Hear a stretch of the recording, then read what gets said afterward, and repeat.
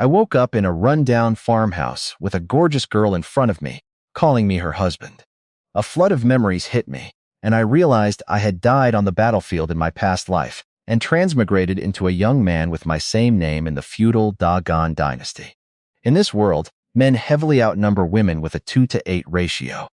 The government assigns wives to men upon adulthood, and wealthy men take many while poor families struggle under the heavy tax burden. My body belonged to a frail, sickly guy who lived with his elderly mother. A month ago, his mother brought home a pair of beautiful twin sisters, Su Muyue, the elder sister, and Su Mushu, the younger one, taking care of me now. Because the original owner was too weak to perform marital duties, he became anxious, took an overdose of medicine, and accidentally poisoned himself to death. Before my arrival, he frequently took out his frustration on the two sisters by beating them. Looking at Su Mushu, who was terrified and constantly kneeling to apologize, I felt a wave of pity. I resolved to train my body using my previous life's martial arts knowledge so I could fully recover. Su Mushu brought me a bowl of scratchy wheat bran porridge. Although it was hard to swallow, I forced myself to eat to regain my strength, promising her I would get healthy so we could consummate our marriage. Just as I was comforting my shy, blush-faced wife, an arrogant voice shouted outside the gate. Su Mushu frantically warned me that it was the local bully, Yang Dahu, and urged me to stay inside. Refusing to be intimidated at my own doorstep, I grabbed a broken kitchen knife and headed out to confront him. I grabbed a kitchen knife from the table and stepped outside to confront the local bully, Yang Dahu, and his lackey, Liu Lao-san. Su Mushu followed me in a panic, pleading with me not to give her and her sister away. A sudden flash of memory revealed that my former weak-willed self had actually promised to lend his wives to these thugs while drunk. Disgusted by the original owner's cowardice, I reassured Su Mushu that I would protect her and never give away my own women. I told the two troublemakers that my past offer was just drunken nonsense and demanded they leave. Yang Dahu got angry and ordered Liu Lao-san to attack me. However, I immediately pulled out my knife and swung it, forcing Liu Lao-san to fall backward in fear. When Yang Dahu lunged at me himself, I ducked low, reversed my blade, and slashed the back of the knife across his stomach, tearing his shirt and leaving a painful bloody gash. Liu Lao-san threatened to report me to the local authorities, but I cited Great Qian law, warning them that trespassing into a private residence is treated as banditry and that I could legally strike them down in self-defense. Unsure of the law and intimidated by my unyielding attitude, Yang Dahu bandaged his wound and slunk away with Liu Lao-san, promising revenge. Defending my home exhausted my feeble body, causing me to lean against the wall in dizziness. Su Mushu hurried over, relieved and admiring my bravery rather than being scared by the violent confrontation. I took her hand, sat down beside her, and gently asked for a kiss. Overwhelmed with affection for my sweet, devoted wife, I pulled her close and kissed her. Just as I was about to kiss Su Mushu, my mother, Mrs. Sun, interrupted us. She scolded Su Mushu for letting me act recklessly before I had fully recovered. I defended Su Mushu, sending her inside to tidy up. I tried to relieve my mother's worries, thanking her for her affection and promising to take over the family's burdens once my health improved. She had returned empty-handed from catching fish, but reassured me that we still had a little food left, hoping my other wife, Su Muye, would bring back sweet potatoes soon. At dinner, my mother and Su Mushu tried to give me all the solid grains from the thin wheat bran porridge, drinking mostly watery broth themselves. Seeing their sacrifice, I swallowed my portion quickly to regain my strength, knowing I was the only one who could truly improve our situation. That night, my mother made Su Mushu sleep in her room to prevent us from being intimate.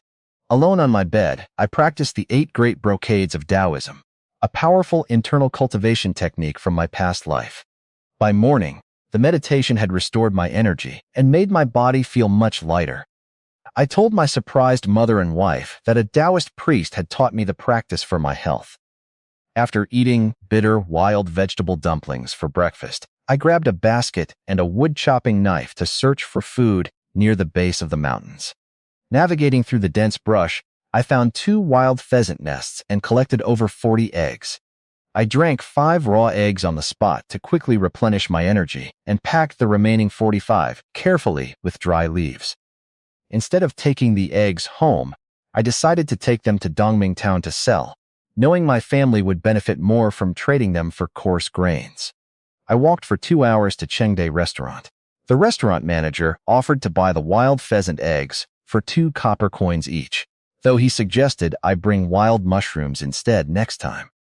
The restaurant manager bought all 50 of my wild pheasant eggs for 2 copper coins each, giving me a total of 100 wen. To build a good connection for future business, I discreetly slipped 20 wen into his sleeve. The pleased manager promised to offer me fair prices and support whenever I brought items from the mountains. With my earnings, I bought 5 juicy meat buns for 10 wen, enjoyed 2 myself, and saved the rest for my family. I then spent 10 wen on 5 caddies of coarse grain at the market and tucked the remaining 60 wen safely into my pocket. On my way home, an idle local bully named Wu Lauer approached me. He brazenly suggested that I turn my 2 beautiful wives into prostitutes to make easy money.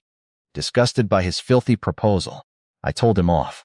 When he lost his temper and tried to attack me like he used to, I pulled out my dull wood-chopping knife from my basket and struck his shoulder.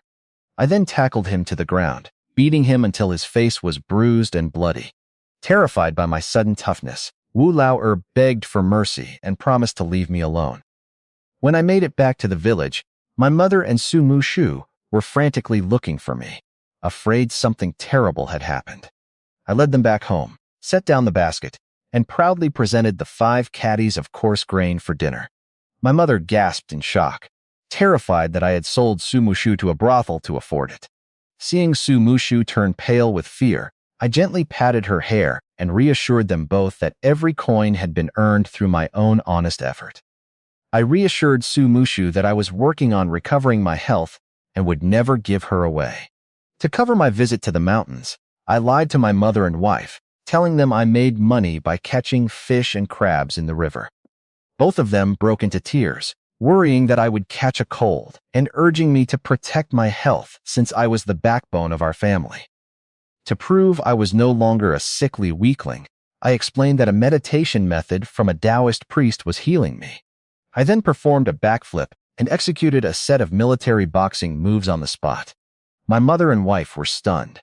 My mother joyfully thanked our ancestors, while Su Mushu flushed with embarrassment. I promised them that once Su Muyue returned, neither sister would need to work outside again because I would provide plenty of food and meat for every meal. After dinner, I searched our home and found an old horn bow and pig iron arrowheads left behind by my late father, who had been a skilled hunter. I set up a makeshift target in the yard using soot on a wooden sign and began practicing archery. Reclaiming my former skills, I hit the target consistently 7 or 8 times out of 10, knowing this bow would be essential for hunting larger game in the wild. Suddenly, my sixth sense alerted me that someone was spying on me from our storehouse.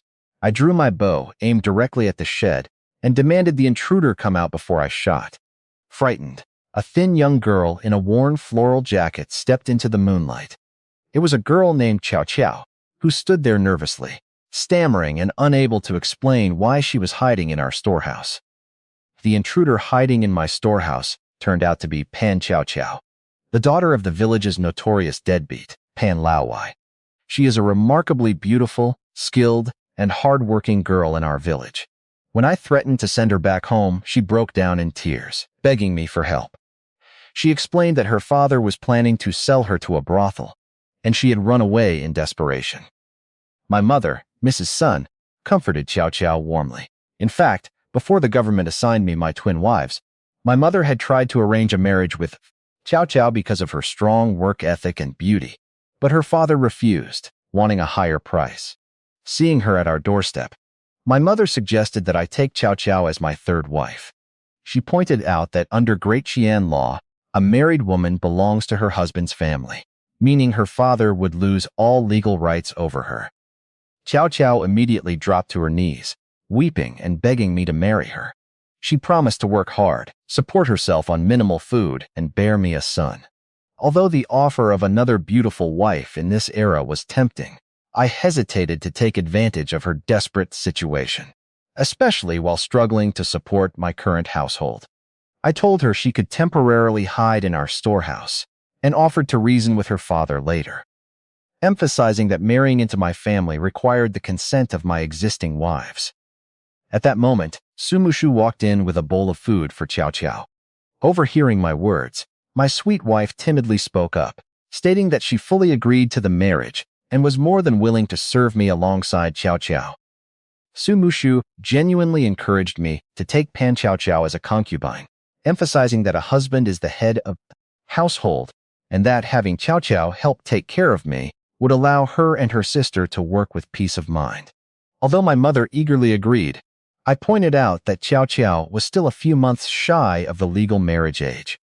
I decided to let Chow Chow stay in our storeroom for now, which filled her with immense gratitude. My mother insisted that while Chow Chow could stay, she would need to earn her own food. Chow Chow gladly accepted, promising to work hard and support herself. After my mother led Chow Chow away, I noticed Sumushu looking insecure. She confessed her fear that because Chow Chow was so capable, she might be kicked out for being clumsy. I reassured her, teasing that she should focus on bearing me a child. When she worriedly asked what would happen if she had a daughter, I told her a daughter would be like a father's warm jacket. She misunderstood my figure of speech, fearing I meant trading a child for clothing, so I quickly clarified that I would treasure a daughter just as much as a son. The next morning, Chow Chow drank a bowl of soup with us and left early to find work. After informing my family, I gathered my basket, water gourd, bow, and arrows, and ventured deeper into the mountains along the path I had cleared previously. Utilizing my extensive jungle survival experience from my past life, I began tracking game. I bypassed smaller prey like pheasants and rabbits, patiently waiting in the tall grass after spotting wild deer droppings. My patience paid off when a half-grown brown wild deer wandered directly into my field of vision. I spotted a robust wild deer, weighing around 150 pounds with a fine pair of branched antlers. The arrogant beast walked straight toward me, completely unaware of the danger. I drew my bow, loosed an arrow through its neck, and brought it down on the spot. Because carrying the entire carcass down the mountain alone was impossible, and doing so publicly in a starving village would invite trouble, I carved off the best cuts. I packed the 4 legs, 2 rib sections, and the valuable antlers into my basket, covering them with grass. I buried the rest of the carcass to avoid attracting predators, drank a few raw pheasant eggs to refuel, and headed straight to Dongming Town. At the restaurant, the shopkeeper was thrilled to see fresh venison. He bought the ribs for 400 coins and weighed the 4 legs at nearly 40 jin for another 240 wen, bringing the total to 640 coins. Showing my generosity, I kept 600 coins and gave the remaining 60 to the shopkeeper as a tip. Appreciating my business sense, he shared a secret tip. The local Squire Zhao was willing to pay a massive 10 taels of silver for a monkey head mushroom to boost his son's exam studies. Before I left, the shopkeeper even gifted me a leftover roast goose packed in oil paper. After eating 2 mutton buns, I passed through town and saw some arrogant Japanese martial artists setting up a fighting ring for a school, which disgusted me deeply. I then walked into a local pharmacy to sell the pair of deer antlers. However, when the old pharmacy owner examined them and offered only a single tael of silver, I immediately pulled the antlers back from his reach and refused the low offer. Realizing the pharmacy owner was trying to cheat me with an insulting offer, I refused to sell and turned to leave. The owner ordered his 2 men to stop me, but I pulled out my machete and stood my ground, warning them that killing them would be as easy as slaughtering wild boars. Seeing my weapon and fierce demeanor, the owner backed down. I demanded 10 taels of silver to test him, which he claimed was impossible. I pointed my blade at them and demanded a fair price. He eventually offered 4 taels of silver, assuring me it was the best deal in the county. Satisfied that he was being honest, I accepted the 4 silver coins and left. With 4 taels of silver and 600 copper coins in my pocket, my family's basic needs were secured for years. However, my goal as a transmigrator is true wealth and a high quality of life. Before heading home, I bought rice, fine flour, and several pounds of pork belly. On the way back, my sharp instincts alerted me that someone was tailing me. I looked back and spotted Wu Lao and a local thug sneaking behind me. I drew my machete and waved it, scaring them off instantly. I arrived home at sunset, where my mother and Su Mushu were anxiously waiting for me. I pulled them inside and bolted the door to share my success. I unwrapped my basket, revealing the leftover roast goose, rice, flour, pork belly, 4 silver nuggets, and hundreds of copper coins. My mother gasped in shock at the sight of the meat and money. Panicking that someone might see our sudden fortune, she threw herself over the treasure to hide it. Amused by her dramatic reaction, I officially handed the money over to her to keep safe, promising that our family would live well from now on. My mother, Mrs. Sun, was overjoyed and convinced that a divine immortal had healed my body and taught me how to earn money. Su Mushu asked how I managed to carry so much, and I explained that I hunted a wild deer and sold its valuable antlers, ribs, and legs in town. Striking a pose to show off my newfound physical strength, I proudly declared that my body had fully recovered and proposed that Su Mushu and I consummate our marriage that very night. My proposal caught Su Mushu off guard. Embarrassed, she nervously suggested that we wait until her elder twin sister, Su Muyue, returned home, as they had previously agreed that Muyue should serve me first. I reluctantly agreed to wait a couple more days. My mother reminded Su Mushu to keep our new wealth a complete secret, and I encouraged Su Mushu to start addressing my mother as mother instead of grandma, which filled her with joy as it solidified her place in our family. My mother then wondered where Pan Chow Chow was, since she had not returned yet, but I suggested we focus on dinner. That night, I brought Su Mushu back to my room, though she remained firm about waiting for her sister before fully consummating the marriage. She felt bad seeing me struggle. I whispered an alternative way for her to soothe me. She was shocked at first, but agreed, closing the door quietly so as not to wake my mother. The next morning, Su Mushu appeared flustered with flushed cheeks, barely touching her white rice porridge before hurrying to the yard to work. I smiled contentedly and prepared to leave the house. Knowing the importance of local political connections, I took a large cut of pork belly to visit Master Chen, the village chief and former scholar whose son works as an officer in the county government. Arriving at his residence, I climbed over the yard wall and saw the white-haired scholar sitting in his chair, deeply absorbed in reading a book. I took a large cut of pork belly to Master Chen, the village chief, climbing over his wall to deliver it. Although he grumbled and pretended to decline, he accepted the meat. As we chatted, a villager rushed in to inform us that Pan Lawai was causing a massive scene in front of my house. He was loudly accusing me of ruining his daughter, Pan Chow Chow, and demanding financial compensation. I realized Chow Chow must have started the rumor herself to force her deadbeat father to give up his plans of selling her to a brothel. Master Chen asked if I would take her in. I told him I would gladly accept a virtuous, beautiful wife, but I refused to acknowledge a scum like Pan Lawai as my father-in-law. Master Chen noted that the only way to sever her ties with her father permanently was to pay him off. We hurried back to my house, where a huge crowd of villagers had gathered. Pan Lawai stood arrogant at my gate, while Chow Chow was tied up on the ground, covered in bruises from his beating. My mother stood at the door arguing with him, accusing him of being a heartless monster for selling his own child. To prevent being sent to a brothel, Chow Chow sobbed in front of everyone, claiming that she and I had already consummated our relationship in the storehouse the previous night. While the crowd and my mother believed her, Su Mushu knew it was impossible because I had spent the entire night in bed with her. Before the situation could escalate further, I pushed through the crowd, demanding to know why these troublemakers were causing a scene at my doorstep. Furious at my appearance, Pan Lawai grabbed a heavy wooden stick, his eyes bloodshot, and charged directly at me. Master Chen intervened, causing Pan Lawai to drop his stick and drop to his knees in fear. Pan Lawai wept pitifully, explaining to Master Chen that he had arranged to sell Pan Chow Chow to a brothel for 10 taels of silver. He complained that because I defiled her, she was no longer a virgin, ruining her value, so my family owed him full compensation.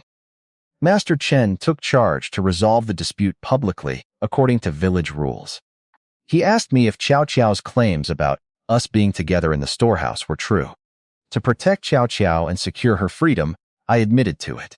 Pan Laowai raised his hand to strike Chow Chow in anger, but I grabbed his wrist, threatened to break his hands, threw him aside, and untied Chow Chow's ropes. Pan Chow Chow tearfully kowtowed to Master Chen and declared that she willingly gave herself to me. Master Chen suggested that Pan Laowai marry Chow Chow off to my family, but I flatly refused to acknowledge Pan Laowai as my father-in-law. Instead, Master Chen proposed treating it as a financial transaction, selling Chow Chow to my family to completely sever her legal ties with her father. Pan Laowai arrogantly demanded 10 taels of silver. My mother counter-offered 1 tael, furious at his greed. Silencing their arguing, Master Chen set the price at 3 taels of silver to repay Pan Laowai for raising her. I agreed that 3 taels was a great deal for such a virtuous, beautiful wife, so I instructed my mother to retrieve the silver from inside. Under the gaze of the crowd, Pan Chow Chow kowtowed one last time to her father, officially cutting all ties with him and becoming a member of the Li family. Pan Laowai issued a hollow threat about making me suffer if I mistreated Chow Chow, but I told him to take his money and get out. After testing the silver with his teeth, he scurried off. Master Chen congratulated me on gaining another wife and urged me to treat her well, while Pan Chow Chow humbly offered to skip a wedding banquet to save money. I comforted her, promised her a happy future, and sent her inside with Su Mushu and my mother. I pulled Master Chen aside to warn him that Pan Laowai would inevitably return for more money once he spent the 3 taels.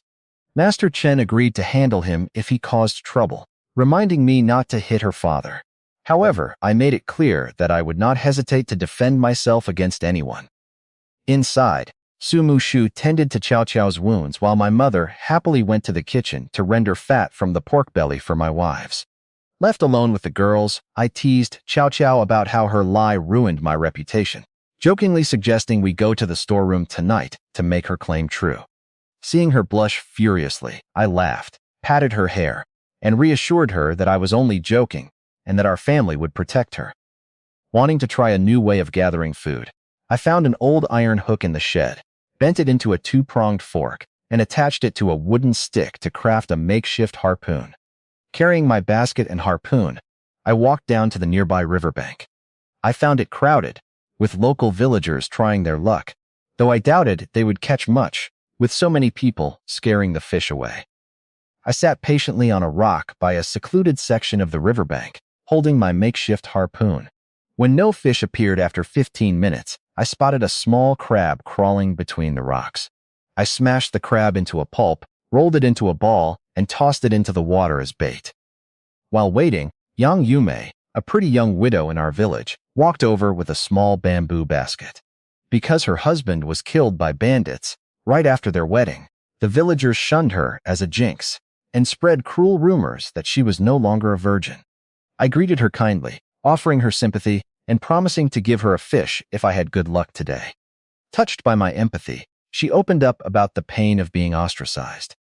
Soon, a fat carp swam toward the scent of my crab bait. I held my breath, raised my harpoon high, and thrust it down, spearing the carp directly through its body. I immediately handed the struggling fish to Yang Yume for her basket. Overwhelmed by my selfless kindness, tears welled up in her eyes.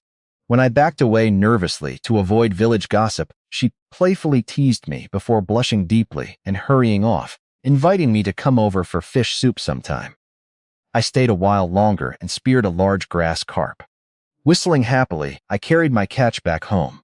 Su Mushu and Pan Chow Chow were cooking, while my mother was rendering the pork fat into lard. I tossed the big grass carp onto the ground and told my mother to make fish soup for dinner. Su Mushu looked at me with deep admiration and joy, thrilled that her husband could bring home so much food. I affectionately pinched her nose, teasing her flushed face as we prepared for our evening meal. Pan Chow Chow efficiently cleaned the grass carp and placed it in a basin, making a great impression on my mother. Although Chow Chow felt reserved and insisted she was not yet a real family member until we officially married, I reassured her to treat our home like her own. For dinner, my family prepared a large pot of fish soup. However, my wives and mother refused to eat the fish meat itself.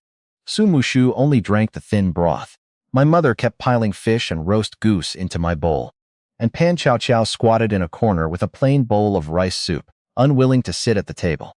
Realizing that gentle persuasion was not working against their deep-seated habits, I slammed my hand on the table to take charge as the head of the household. Startled, Su Mushu and Pan Chow Chow looked at me in fear. I used a firm, commanding tone to order both of them to sit at the table with me. I then cut the fish into large pieces and placed them directly into my mother's and wives' bowls, commanding them to eat the meat. Once they hesitantly began eating, I set a strict new family rule. No matter how little food we have, it must always be shared equally among everyone. I assured them that, as the man of the house, I would handle securing our food, clothing, and necessities, so they never had to worry about starving again. Su Mushu and Pan Chow Chow were deeply moved by my sense of responsibility, as men in the Great Qian dynasty rarely cared for their wives' well-being in this manner. Chow Chow encouraged me to focus on martial arts and studying so I could eventually become an official or military leader. However, knowing the current dynasty was weak, corrupt, and constantly making concessions to foreign invaders, I had no interest in serving the imperial court. Just as we were finishing our meal, a woman's clear voice called out from outside our gate. My mother looked through the window and snorted coldly upon recognizing the visitor, asking me how I had gotten involved with Widow Yang. I reassured my mother that my interaction with Widow Yang Yume by the river was strictly harmless, and that I had simply given her a fish out of goodwill. My mother grumbled, warning me that Yume was considered an unlucky jinx who lost her husband right after marriage, forbidding me from having any affairs with her. I dismissed her superstitious warning and headed outside to meet Yume, who was nervously waiting at our gate with a bowl of fish soup. Yume explained that she brought over fish meat because she couldn't finish it all herself. She admitted to overhearing my mother's remarks and lamented her own tragic reputation. I comforted her warmly, stating that her husband's death was purely his own bad luck, and that blaming her was completely unreasonable and unfair. Touched to tears by my understanding, especially since even her own family shunned her, Yume looked at me with deep gratitude. I promised to share future catches with her whenever possible. Before she could say more, my mother's stern voice called out from the house, causing a flustered Yume to hand over the bowl and quickly run off. I admired her figure as she left, planning to return her bowl under the cover of night. After dinner, I went into the yard to practice with my machete. Su Mushu and Pan Chow Chow sat nearby, cheering for me as I trained. Despite their enthusiasm, I felt unsatisfied with the dull wood-chopping knife, resolving to forge or buy a proper weapon for self-defense soon. Once I finished, Pan Chow Chow timidly approached to tell me that she had heated bathwater for me. When I jokingly asked Chow Chow to help me bathe, she blushed and suggested that Su Mushu do it instead since they weren't officially married yet. Su Mushu stepped forward gracefully, happily agreeing to serve me for my bath. Su Mushu filled a large wooden tub with hot water in the storehouse to help me bathe. I pulled my sweet wife into the tub with me, teasingly asking her to perform the intimate act I had taught her before. Outside the door, Pan Chow Chow blushed as she listened to the sounds. Overcome with curiosity, she tiptoed over and peeked through a crack between the wooden doors. The sight inside shocked her so much that she covered her mouth and fled in a panic, leaving her thoroughly embarrassed and unable to sleep that night. The next morning, Pan Chow Chow ran away in embarrassment the moment she saw me. I smiled, well aware that she had peeked at us the night before. Practicing the 8 great brocades of Taoism for several days had purified my body, making me feel stronger and more agile. I knew that mastering this internal technique in this era would grant me the power to protect myself and my family. When Pan Chow Chow offered to wash my clothes, I jokingly told her that I only had one set of clothes and would have to borrow hers. She blushed, explaining that she also only owned one set. Realizing that no one in our household had spare clothing, I resolved to make money quickly so I could buy proper garments for my mother and wives. After saying goodbye to my family, I headed up the mountain with my hunting gear. Checking the spot where I had buried the deer carcass, I found it dug up. But the tracks confirmed it was just a wild boar. Relieved it wasn't a tiger, I buried the remains deeper and waited patiently in the tall grass. Around noon, a fat hog badger wandered into view. Knowing its meat and pelt were valuable, I drew my bow, aimed carefully, and loosed an arrow that struck the badger directly, causing it to thrash around in pain. I waited briefly as the shot hog badger collapsed and died. After retrieving my arrow, I weighed the fat badger at over 20 pounds, packed it into my basket, and covered it with wild herbs to hide the smell of blood. After taking a quick break to eat some wild vegetables, I headed down the mountain to the restaurant in town. Shopkeeper Liu was thrilled to see the badger. He excitedly explained that the town overseer, He Pingan, had been desperately craving badger meat for days. Shopkeeper Liu took the badger upstairs to show the official and soon returned, inviting me up to meet the town overseer in a private room. When I met town overseer He Pingan, I politely greeted him. To help shopkeeper Liu gain favor, I cleverly mentioned that I searched the mountains for badgers specifically, because shopkeeper Liu urged me to find one for the overseer, even offering to pay extra. The overseer praised shopkeeper Liu for his dedication, and then turned his attention to me, asking about my background and the number of active hunters in Pingxi village. The overseer examined my bow and asked if my arrows could kill a wild boar. I confirmed that I could easily take one down within 50 meters. He sighed and explained that wild boars had become a major plague on Qinglong Mountain, destroying crops and injuring villagers. Because the county government would not send soldiers to help, he expressed his desire to organize a local team of skilled hunters to solve the boar problem. His genuine concern for the common people significantly raised my respect for him. Before I left, the overseer's assistant handed me 2 taels of silver as a reward. I thanked the town overseer and went downstairs to settle the bill. Shopkeeper Liu came down beaming with gratitude, thanking me enthusiastically for making him look good in front of his superior. I smiled and playfully asked him for a fair payment for the badger, so my trip would be well worth it. Shopkeeper Liu paid me 5 taels of silver for the fat hog badger.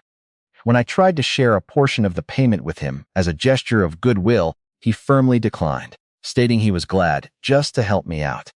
I asked him to recommend a good weapons shop to replace my old machete. He gave a thumbs up and pointed me toward Miss Yu at Kangbing's shop, noting that while her prices were steep, her weapons were genuine military gear sourced directly from army camps. I headed straight to Kangbing's shop. A quick glance at the displayed weapons confirmed that shopkeeper Liu was right. They were indeed high-quality military arms. Behind the counter sat Miss Yu, a beautiful woman in a light blue dress who seemed initially unimpressed by my scruffy appearance. I looked around the main floor, but felt disappointed, dismissively describing the weapons on display as mere farm tools. Annoyed, Miss Yu declared that she kept true treasures upstairs for those with real skill, inviting me to follow her. On the second floor, Miss Yu showed me several antique wooden boxes. Opening the first box, I found a Japanese samurai saber, but I immediately put it back, explaining that I had no interest in weapons used by Japanese invaders. Miss Yu was surprised by my national pride, while I calmly noted that a hunter with backbone is greater than an emperor without one. I then opened another box and discovered a short-handled, heavy black blade. Lifting the weapon, I effortlessly twirled it in a brilliant flourish. Miss Yu's eyes sparkled in admiration at my knife skills. She explained that the blade was named Yuanming, crafted by a master smith of the Rongdi tribe. Fallen in love with the weapon, I asked for her price. Miss Yu smiled mysteriously and stated the blade was priceless, but offered to give it to me on credit if I agreed to perform a task for her. I accepted the powerful Yuanming blade on credit, though I questioned why Miss Yu would trust an ordinary hunter. She dismissed my doubts, declaring that no one in Qinglong County dared to renege on a debt to Yu Mengdi. I thanked her and acknowledged the hidden figure behind the screen, promising to repay the favor whenever needed. After I left, the old man behind the screen revealed himself to Yu Mengdi, who was actually the 7th princess. He noted that my fate had somehow changed, granting me the potential of a legendary ruler. They discussed the royal family's succession struggle, with the 7th princess resolving to build her influence and defeat the 3rd princess. Leaving the shop, I bought floral fabric for my family to make clothes, along with several pounds of brown rice. On my way out of town, Wu Lao approached me with a fake smile, asking how much money I had made. When he tried to act friendly, I drew the heavy Yuanming blade and warned him to stay back. Terrified by the weapon, he quickly insisted he wanted to discuss serious business. Wu Lao noted that I had been earning money through hunting and offered to bring some of his rowdy friends into the mountains to assist me. Hearing his proposal made me realize that I truly did need trustworthy partners. Handling large game alone was too difficult, but I had no intention of teaming up with degenerate gamblers like Wu Lao. Instead, I decided I would eventually recruit honest, hardworking young men from the village who only knew farming. Unaware of my true thoughts, Wu Lao assumed I was agreeing to his offer. He excitedly slapped his hands together, threw his arm over my shoulder, and invited me to join his crew at a gambling den. Before he could finish his sentence, I pressed the heavy edge of the Yuanming blade directly against his chest, instantly shutting him up. I pressed my blade against Wu Lao-er's chest and knocked him to the ground, firmly telling him to get lost. When he threatened that his gang would fight me to the death, I swung my heavy blade, sending him running away in terror. Leaving the city through the west gate, I hurried back home with my purchases. My mother and my 2 wives were busy in the yard. I brought everyone inside, pulled out brown rice, and presented beautiful floral fabric so they could make new clothes for themselves and Su Muyue. Su Mushu and Pan Chao Chao were thrilled, as new clothes were a rare luxury. My mother grumbled about the expense, but I placed 6 silver nuggets and a handful of copper coins onto the table. Pan Chao Chao was stunned by the sudden wealth, and I playfully patted her cheek before heading to my room to rest. My mother carefully hid the silver, warning the girls to keep quiet about our fortune and treat me like the true master of the household. She then took the fabric to a local seamstress on South Street. I slept until midnight, waking up to find Su Mushu looking at me in the dark. I pulled her into my arms, and despite her gentle protests, we spent the night intimately together. The next morning, the sun was high in the sky when I finally woke up feeling exhausted. My back ached, so I decided to skip hunting in the mountains today and simply catch some fish at the river instead. Just as I got out of bed, the bedroom door opened. Pan Chao Chao walked in with a deep blush, squatted down shyly, and whispered that she was here to serve me. Pan Chao Chao squatted in front of me and offered to serve me. Intrigued, I thought she wanted to try the intimate acts she had overheard the previous night, so I suggested locking the door. However, she innocently explained that she simply wanted to help me put on my shoes and wrap my leg bandages. Realizing I had misunderstood her innocent intentions, I felt a bit embarrassed as I let her put on my footwear. Afterward, I teased her by asking if she had peeked through the door the night before. Flustered and blushing, she accidentally admitted to looking for a second before running away. Fearing I would tell Su Mushu and kick her out of the house, she pleaded with me to keep it a secret. I playfully joked that she could let Su Mushu peek at us when we get intimate in the future. Embarrassed, Pan Chao Chao quickly made an excuse about picking beans and ran off. After washing up and eating breakfast alone, I grabbed my harpoon and headed toward Widow Yang Yumei's house. I found her hanging laundry in her yard, so I coughed loudly to catch her attention. Thrilled to see me, she ran out to ask why I was there. When I awkwardly claimed I was passing by on my way to spearfish at the river, she teased me for taking a completely wrong direction. To break the awkward silence, I invited her to come fishing with me, promising to catch her a big fish. Yang Yumei happily agreed and turned around to change into worn-out shoes. Before she could head inside, a bitter, sarcastic voice chimed in from nearby.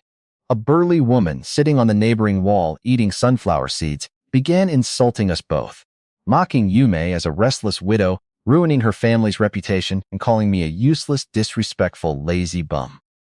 Sun Guifang, a notorious village gossip who lived next door to Yang Yumei, began hurling vulgar insults at us.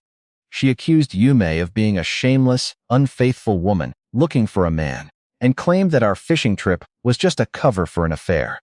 Yumei was so distressed by her cruel words that she broke down in tears and decided to cancel our trip. I refused to let this shrew bully us. I confronted Sun Guifang, but she only became more arrogant, threatening to spread rumors throughout the village to ruin our reputations. Realizing that logic wouldn't work on her, I brought up her youngest son, who worked as a purchasing agent in town. I coldly warned her that if she didn't leave good karma for her descendants, her son might suffer a fatal beating on the street. Terrified for her son's safety, Sun Guifang panicked and called for her husband, Yu Mangong. Hearing the commotion, Yu Mangong, a burly man who had long lusted after Yume, stepped over the wall to teach me a lesson. As he approached, I thrust my harpoon directly at him. He dodged and fell to the ground in terror, sweating profusely as I raised the weapon high and brought it down with full force. Yume screamed in horror, while Yu Mangong and Sun Guifang shut their eyes, wailing in panic. Instead of piercing him, I slammed the harpoon deep into the dirt right beside his head. Staring down at the terrified couple with an overwhelming aura, I asked if they truly believed I lacked the guts to kill someone. I warned Sun Guifang that if she ever mistreated Yume again, I would make sure her entire family suffered. Disgusted, I ordered them to get out of my sight. Yu Mangong scrambled to his feet, grabbed his wife by the hair, and dragged her inside, slapping her twice for starting trouble. Yume looked at me with a fluttering heart, deeply moved by my calm yet lethal bravery. Witnessing the arrogant Yu Mangong turn around and beat his own loud-mouthed wife filled Yang Yume with an indescribable sense of relief. I comforted her, letting her know that she no longer had to fear Sun Guifang's bullying. She admitted that Sun Guifang had previously tried to coerce her into becoming a clandestine prostitute so they could split the profits. Appalled by the woman's wickedness, I reassured Yume that I would protect her. To prevent village gossip from ruining her reputation, I decided against walking to the river with her, though I promised to share future catches. Yume blushed, quietly inviting me to visit her again at night when no one could see us. I smiled as Yume ran back into her yard, admiring her maturity and charm. Hearing Sun Guifang's crying turn into gasps as her husband punished her, Yume hid in her room and covered her ears. Meanwhile, I carried my harpoon down to a quiet pebble-covered section of the riverbank to fish alone. I prepared a small crab as bait and waited patiently for half an hour until a blackfish approached. Just as I raised my harpoon to strike, a stone splashed into the water, scaring the fish away. I turned around furiously to find a 10-year-old boy looking at me with a smug expression, boasting that if he couldn't eat fish, I shouldn't either, and warning me never to return to the river. Enraged by his spiteful behavior, I marched over and slapped him hard across the face, knocking him to the ground. The boy wept angrily, threatening to tell his Uncle Yang to break my legs and turn me into a beggar.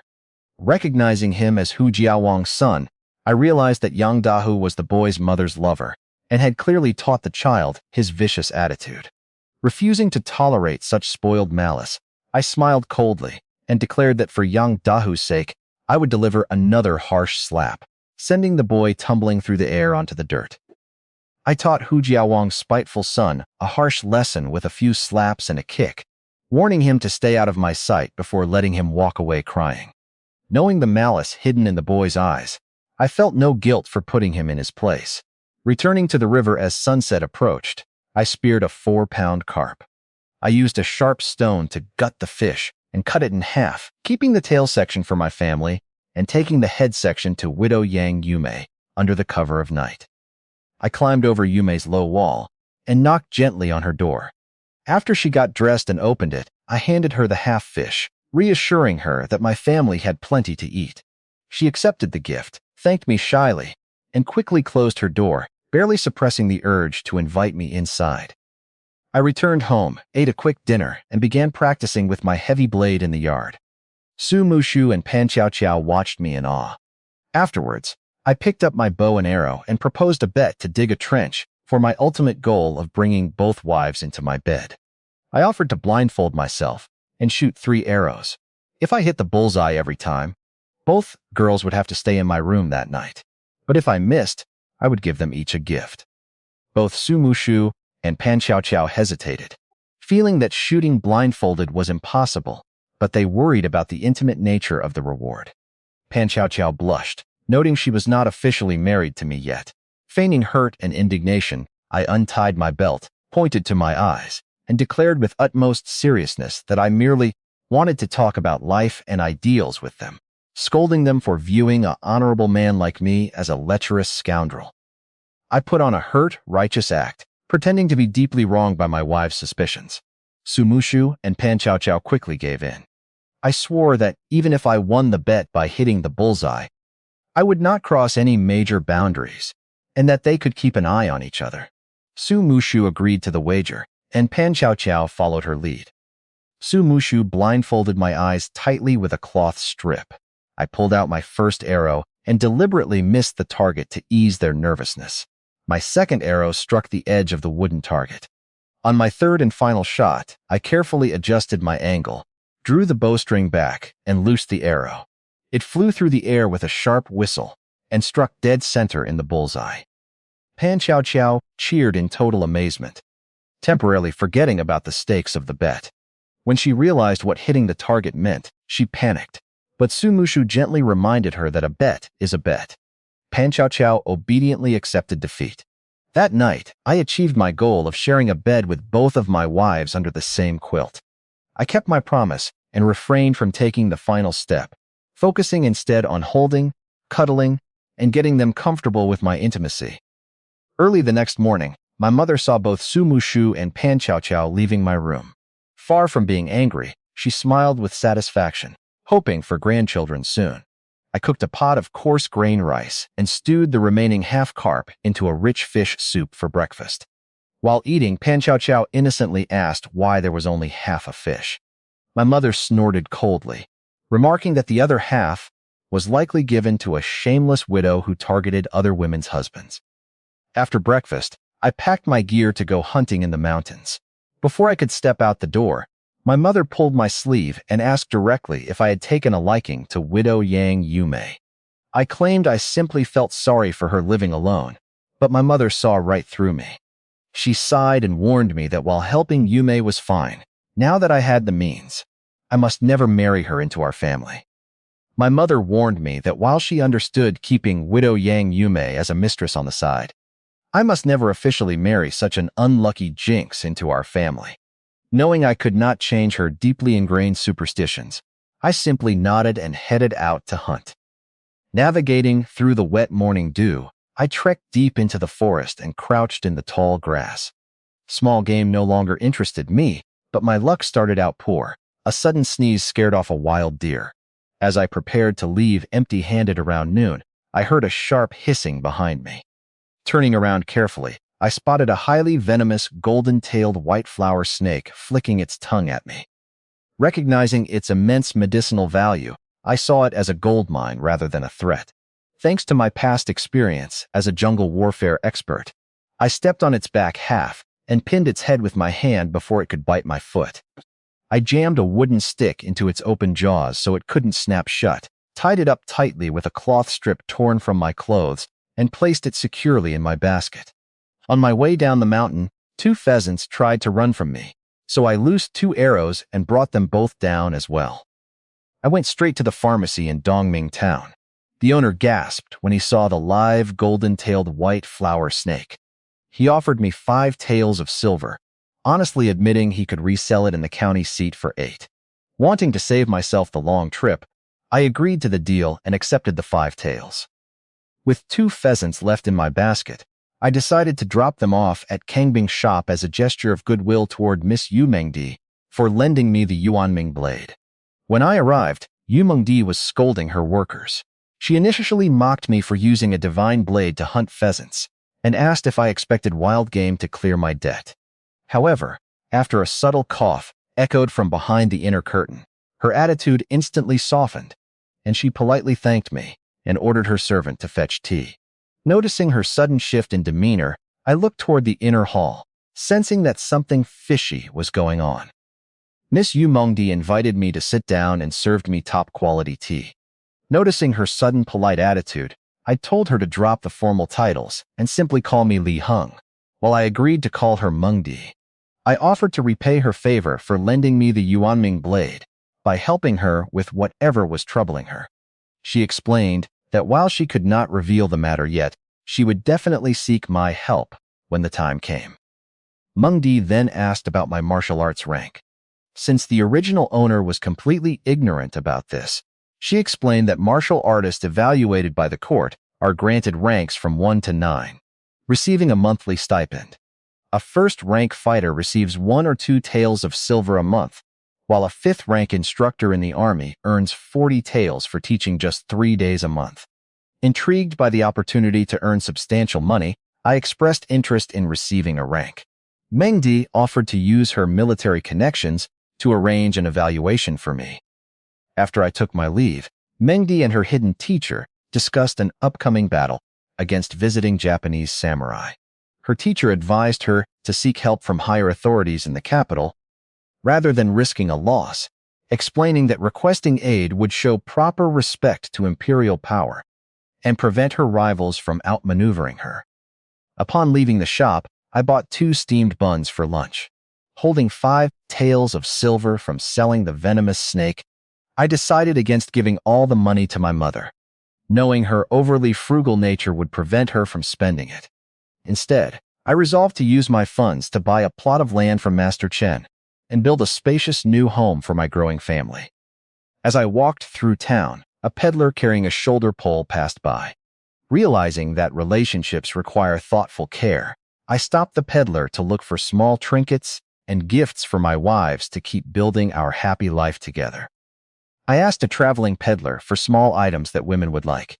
I chose 4 identical copper hairpins, melted down from coins, along with 2 pounds of crispy candy for 1 tael of silver. Seeing an ornate hairpin with pearl flowers in his box, I spent another tael of silver to buy it as a special gift.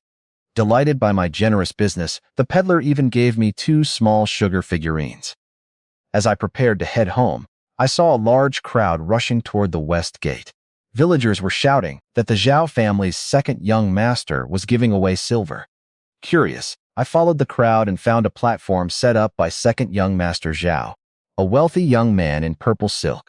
A nearby scholar explained that while the family's eldest son was taking the civil service exams, this illiterate second son got into a rivalry over a brothel courtesan in the county seat and was hiring fighters to help him win an upcoming literary and martial arts competition. When my turn came, second young master Zhao stood up and asked if I knew martial arts or had any schooling. Pointing to my bow and heavy blade, I replied that I was a skilled hunter who had also attended private school and could read. Delighted, he declared me a rare talent, ordered his servant to write down my name, and handed me a string of copper coins. He instructed me to join him on a trip to Qinglong County in a few days. I accepted the silver and agreed, recognizing that traveling to the county seat would open up better opportunities, and that maintaining a relationship with the wealthy Zhao family could prove useful later. I returned home in high spirits, finding my mother and Su Mushu airing out the quilts while Pan Chao Chao cooked brown rice. My mother happily explained that my twin wife, Su Muyue, should be returning home in a couple of days. She declared that, once Muyue returned, we would arrange my wedding with Chao Chao, promising that whichever of my 3 wives bore the Li family's first child would receive the keys to manage the household finances. My mother's words made both Su Mushu and Pan Chao Chao blush deeply with shy anticipation. I noticed my wives' expressions following my mother's announcement that whoever bore the family's first child would receive the keys to the household finances. Healthy competition can strengthen family harmony, and I welcomed the thought of my wives becoming a bit more proactive in my room. I brought out the gifts I had bought in town. I presented 3 identical hairpins, putting one in Su Mushu's hair and another in Pan Chao Chao's, saving the third for Su Mue. Su Mushu was shy and delighted, while Chao Chao was moved to tears, promising to serve me for the rest of her life. My mother smiled with satisfaction at our harmony, though she quietly turned toward her room, feeling a slight sting that I had forgotten her. Calling my mother back, I revealed my special gift, an exquisite hairpin decorated with pearl flowers worth a full tael of silver. Seeing her initial hesitation over the expense, I explained that she raised me and deserved the very best. Su Mushu placed the hairpin on my mother's head, and Pan Chao Chao brought over a bronze mirror. My mother loved it, and I felt relieved that I had avoided any potential mother-in-law friction by treating everyone thoughtfully. After dinner, I fell asleep beside Sumushu in my room. I woke up in the middle of the night, kissed my sleeping wife's cheek, tucked her in, and tiptoed outside under the bright moonlight. Wrapping my clothes around myself, I walked to Widow Yang Yumei's house, scaled her wall, and knocked gently on her door. Yumei unbolted the door and gave me a stern look, warning me that visiting a widow at night could get me beaten by the village chief. I smiled awkwardly and pulled out the 4th golden hairpin I had bought for her. She was stunned by the precious gift and hesitated, saying it was inappropriate, and that I should give it to my wives instead. I casually told her that every woman in my family already received one and raised my hand, threatening to throw it away if she refused. Yumei gasped, quickly snatched the hairpin from my hand, and gave me a charming roll of her eyes, calling me a bad, annoying guy with a laughter-filled smile. I stepped inside Yang Yumei's home and watched her lock the door behind me. Her room was sparse, furnished only with a bed and a chair.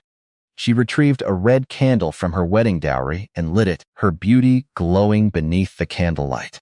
On her bedside table, I noticed a poetry collection from a previous dynasty and reminded her to keep it hidden so no one would cause her trouble. Yumei then pulled out a needle and thread, asking me to take off my tattered clothes so she could mend them. Realizing she was acting out of genuine care, I stripped down to my undershirt and shorts to hand my garments over. Sitting on the edge of the bed, she carefully mended all the tears in my clothes. Appreciating her skill, I thanked her for her help.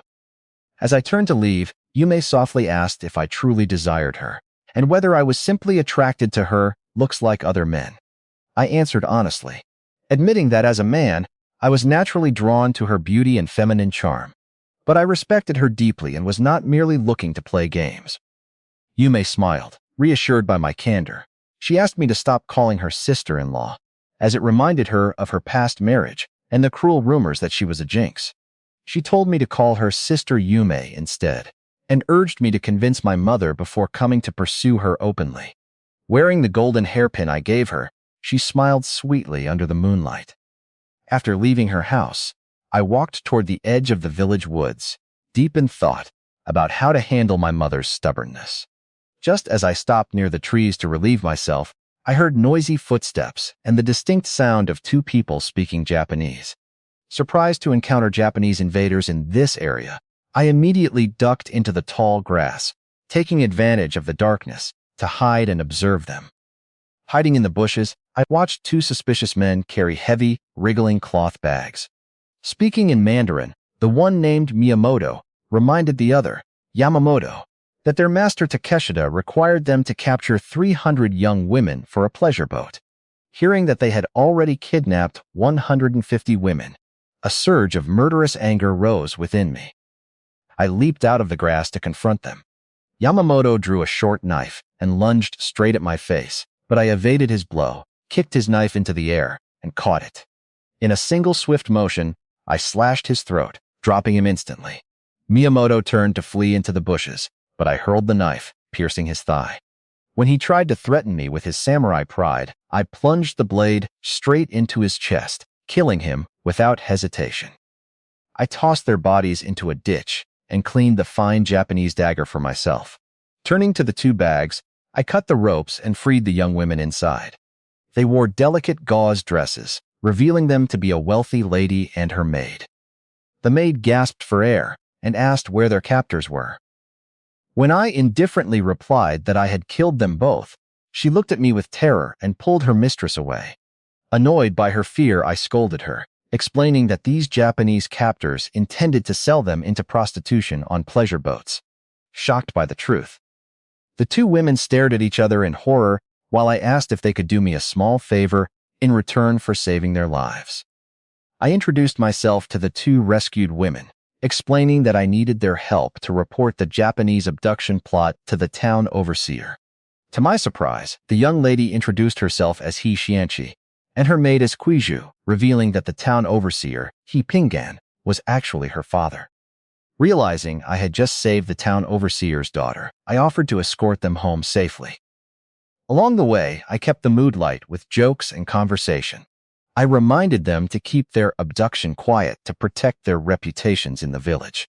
When Xianqi worried about her father lacking the men to rescue the other captive women, I reassured her that the Japanese couldn't hide over 100 girls far away and that her father would easily deduce the location. Xianqi also thoughtfully warned me not to mention killing the 2 Japanese captors, as her father strictly enforced the law. When we arrived at the garrison command residence in Dongming town, the entire manor was lit up with armored soldiers searching for the missing young lady. A servant spotted Xianqi and ran to report her return.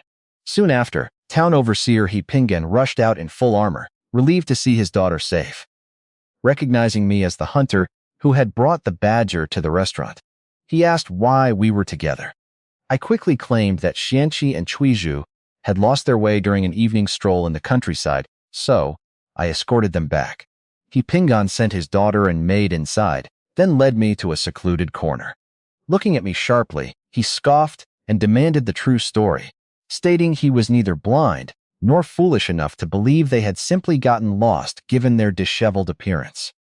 I admitted to town overseer He Pingen that his daughter, Xianqi, had actually been kidnapped by 2 Japanese men and that I had intervened to save her.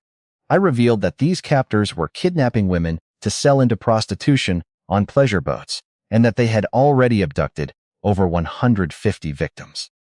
He Pingan was furious about the threat to his daughter, but his gratitude toward me was laced with caution. He warned me to stay out of the matter, citing that getting involved could lead to my death. I coldly asked if he intended to intervene and save the other women. He sighed, explaining that the situation with the Japanese was highly complicated, and that, with only 17 available soldiers, going head-to-head with them would be a suicide mission. While he promised to report the issue to the county, he could not guarantee their response, and warned me again not to meddle. Understanding his political constraints, I asked him which county official would be willing to intervene. He mentioned General Chen Hualong of the Qinglong County Army Camp, who harbored a deep hatred for the Japanese. Satisfied with this information, I excused myself. He Pingan promised to protect my family in the future as thanks for saving his daughter, though I felt no need for his protection. Returning home late that night, I spotted Pan Chow Chow sneaking back into our yard. Suspecting it had something to do with her rascal father, Pan Laowai, I watched her quietly return to the storeroom without confronting her. I went to bed and woke up the next morning when the sun was high. After a quick breakfast, I armed myself with my heavy blade and the Japanese dagger. I told my mother I was heading to the county seat to look for business opportunities and to buy colored paper and red candles for my upcoming wedding night, as Su Muyue was due back tomorrow. My mother happily agreed, eager for Muyue to return and for our family to celebrate. Noticing my wives weren't wearing their new hairpins, Chow Chow shyly explained that they were waiting to wear them together when Muyu arrived. Pleased by their sisterly bond, I set off for the county. Before leaving for the county, my mother urged me to return home early and jokingly told my wives they needed to learn how to keep me in line. After reassuring them and giving Su Mushu a quick parting kiss, I set off. My first stop was Dongming Town, where I visited Yu Mengdi at Kangbing shop. I showed her the dagger I had taken from the Japanese, noting their advanced craftsmanship, and asked about the official martial arts rank evaluation process. Mengdi casually handed me a yellow envelope containing a recommendation letter. She instructed me to take it to General Chen Hualong at the county army camp to arrange my rank assessment, noting that she would ask me for a favor in return later. When I mentioned that I was already planning to see General Chen regarding the Japanese abducting over 100 women for pleasure boats, a crisis town overseer He Pingan was too powerless to solve. Mengdi flew into a fierce rage against the invaders. Outraged, she pulled a valuable pearl hairpin from her hair and gave it to me as a token, instructing me to show it to General Chen if he hesitated to help, ordering him to use his forces to rescue the captive girls. Seeing her command a military general so easily deepened my curiosity about her true identity and powerful background. Praising me for being upright, Mengdi expressed her confidence that I would successfully handle the mission. I joked with Yu Mengdi about receiving a financial reward for my efforts, openly admitting that getting promoted and earning silver was essential for taking care of my family and helping others. After bidding her farewell, I bought a few steamed buns and headed toward Qinglong County. Along the way, I gave 2 copper coins to a melon farmer to hitch a ride on his ox cart. Arriving in the county town by evening, I checked into an inn for dinner. Afterward, I sought directions to General Chen Huolong's residence and went directly to his front gate. When the servant tried to turn me away because the general was asleep, I pulled out the pearl hairpin Yu Mengdi had given me. The servant took it inside and quickly returned with a respectful attitude, inviting me into the courtyard. The servant led me to the backyard room. I knocked gently, and a powerful voice told me to enter. Upon opening the door, I found a 30-something man in a brocade robe aiming a stiff bow directly at me.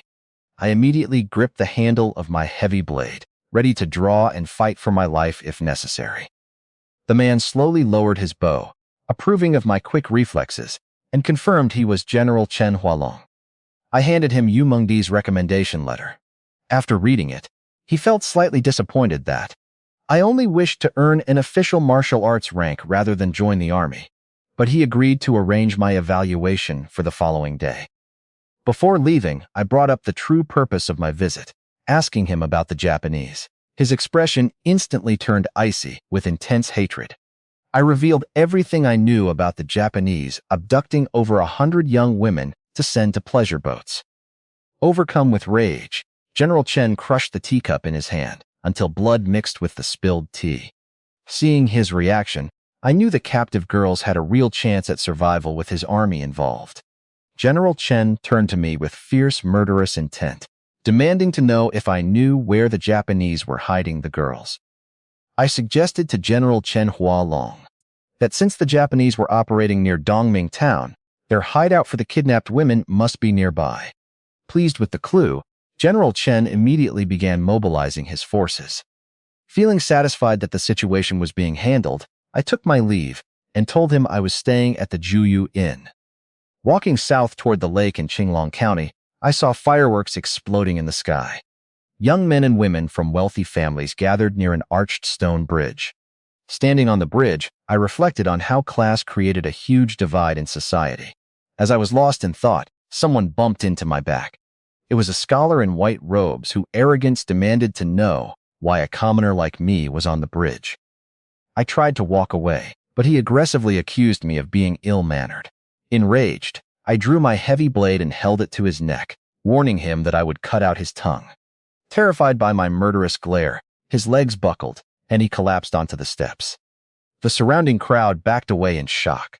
Trying to regain his composure, the scholar threatened me, declaring that he was Ho Tianming, the son of a major grain merchant named Ho Yaoqiang, and that his father and the magistrate would tear me apart. Unmoved, I mocked his threats, reminding him that a desperate man with nothing to lose does not fear a rich man's status. Just then, an effeminate man dressed in a white robe stepped forward and called Ho Tianming by name.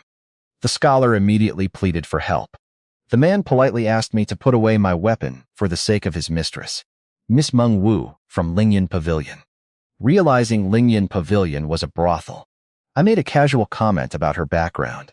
The effeminate servant became offended, asserting that Miss Meng Wu maintained a clean reputation and only bonded with guests over poetry. Meanwhile, Ho Tianming suddenly began screaming in rage, desperately trying to defend Miss Meng Wu's honor. Looking at Ho Tianming's hysterical state as he flew into a rage for a courtesan, I felt a deep sense of sorrow. A grown man with no backbone, only seeking pleasure, was emblematic of why the country was being bullied. I kicked him away and ordered him to shut his mouth, or I would slap him with the flat of my blade. Wang Chonghuan stepped forward again, stating that his young lady, Miss Meng Wu, had learned of the situation and asked me to release Master Ho. He promised that if I ever needed help in the future, her doors would be open. Sheathing my heavy blade, I replied that as a commoner, I was unlikely to need her favors, but I demanded financial compensation for my emotional distress instead. Wang Chonghuan sighed and turned to Ho Tianming, who was eager to avoid being killed. Desperate to save himself, Ho Tianming quickly pulled two neatly folded silver notes, totaling 200 taels from his pocket. Stunned by how easily this wealthy fool handed over 200 taels, I quickly snatched the money and stuffed it into my pocket. To give him an honorable way out, I eagerly helped Ho Tianming up, brushed off his clothes, and apologized for my earlier rudeness, declaring that we had become friends through this misunderstanding. Relieved to have his dignity restored in front of the crowd, Ho Tianming flicked his sleeve, accepted my apology, and strode away. After Ho Tianming left, Wang Chonghuan warned me to stay cautious, explaining that Ho Tianming was not truly magnanimous, and that his wealthy father, Ho Yaoqiang, was a powerful man in the county. He added that Miss Meng Wu intervened, simply to prevent me from getting into serious trouble. Curious about why a courtesan I had never met would help me, I thanked Wang Chonghuan, asking him to pass along my gratitude to Miss Meng Wu. I then slung my heavy blade over my shoulder and walked down the bridge into the night. On the lake, Wang Chonghuan, revealed to be a woman in disguise, discussed me with her subordinate. She noted that while I was straightforward, I had drawn the interest of her sister.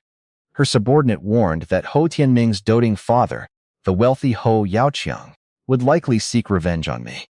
Wang Chonghuan dismissed the concern, stating that if I could not handle the Ho family, I was unworthy of her sister's attention. After returning to my inn, I meditated on the 8 great brocades of Taoism, feeling refreshed by morning. Remembering my agreement to meet second young Master Zhao, I planned to join him once he entered the county seat. Shortly after breakfast, General Chen Hualong sent a guide to escort me to the army camp on the city outskirts, where 10,000 battle-hardened soldiers were training in full armor. I met General Chen in his command tent. He asked one last time if I wished to enlist, but I declined, explaining that I had an elderly mother and wives to support back home. When he criticized my choice, I firmly stated that everyone had different ambitions, and that I wanted to live for my family.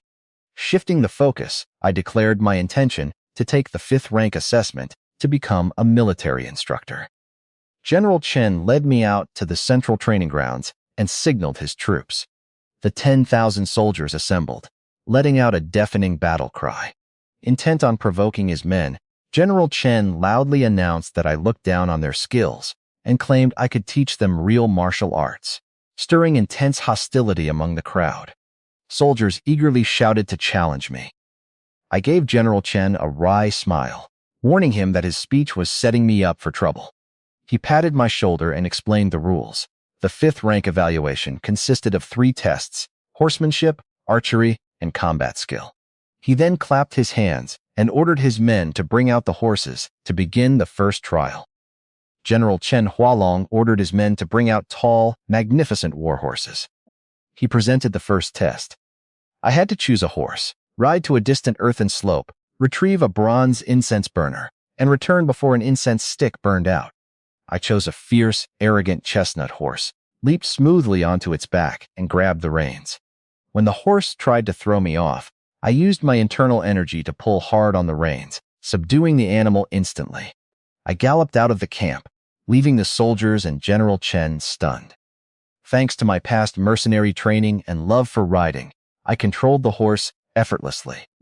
Reaching the slope, I scooped up the incense burner from horseback without stopping, turned around, and raced back. I arrived with a third of the incense stick still remaining, outperforming General Chen's past records. Though he had ordered soldiers to blow perfume nearby to distract me, I accepted his word that I had passed the first trial. Anxious to finish quickly so I could meet second young Master Zhao, I asked to begin the second test immediately without resting. General Chen agreed and ordered soldiers to line up 12 wooden targets across the training field. He handed me a stiff bow and explained the rules. I had to ride along the line and hit at least 8 targets within 1 round trip. Slinging the quiver over my shoulder, I leaped onto my horse as war drums began to thunder across the camp. The familiar sound stirred my soldiers' blood. Riding at full speed, I demonstrated extraordinary archery skills. My drawing and releasing were so fast that I emptied my entire quiver and hit the targets in a single run instead of needing a round trip. Watching me ride back, General Chen was deeply impressed by my skill, though frustrated that I had no intention of enlisting. A soldier inspected the targets and reported to General Chen Hualong that I had hit all 12 targets dead center. The soldiers looked at me with newfound respect, and General Chen praised my skills as unparalleled. He again attempted to persuade me to join the army, offering me command of a 500-man archer battalion with a monthly salary of 3 taels of silver. I declined, explaining that my main priority was taking care of my family at home, though I promised to step up if the nation ever truly needed me. General Chen accepted my decision and urged me to train as many elite archers as possible. Turning to the thousands of assembled soldiers, he asked if my archery skills qualified me to be their military instructor. The soldiers raised their arms and shouted in unanimous approval. General Chen explained that winning the respect of these fierce troops was the true test, making the formal third stage unnecessary. However, he drew his sword and insisted on dueling me to see my full potential. I drew my heavy blade and engaged him in a fierce battle. As the fight progressed, I adapted to his swordsmanship, grew stronger with each exchange, and pushed him to the edge of the stage with a powerful downward slash. I held back from pressing my advantage and sheathed my blade. General Chen laughed heartily, thoroughly impressed by my combat abilities and sportsmanship. He handed me the prepared document certifying my 5th rank status as a military instructor. He explained that my only duty was to conduct archery training 3 days a month, for which I would receive a generous 40-tael monthly salary. He noted that this status would bring honor to my family and keep bandits from bothering my village. Thrilled by the light workload and high pay, I accepted the position, fully prepared to fight any Japanese invaders should war break out. After receiving my official documents from General Chen Hualong, I put on a sharp military training uniform. Looking at myself in the mirror, I smiled with satisfaction. I then asked General Chen if I could acquire a horse. When he adamantly refused to sell any active war horses, I clarified that I wanted to buy a retired horse to haul goods, promising to treat it well. He agreed to give me one without taking my money, provided I cared for the veteran animal properly and returned its body to the camp for a proper burial when it died. He led me to a small clearing where several tall, retired steeds were grazing. Seeing their quality, I realized that building a trade caravan in the future could be lucrative.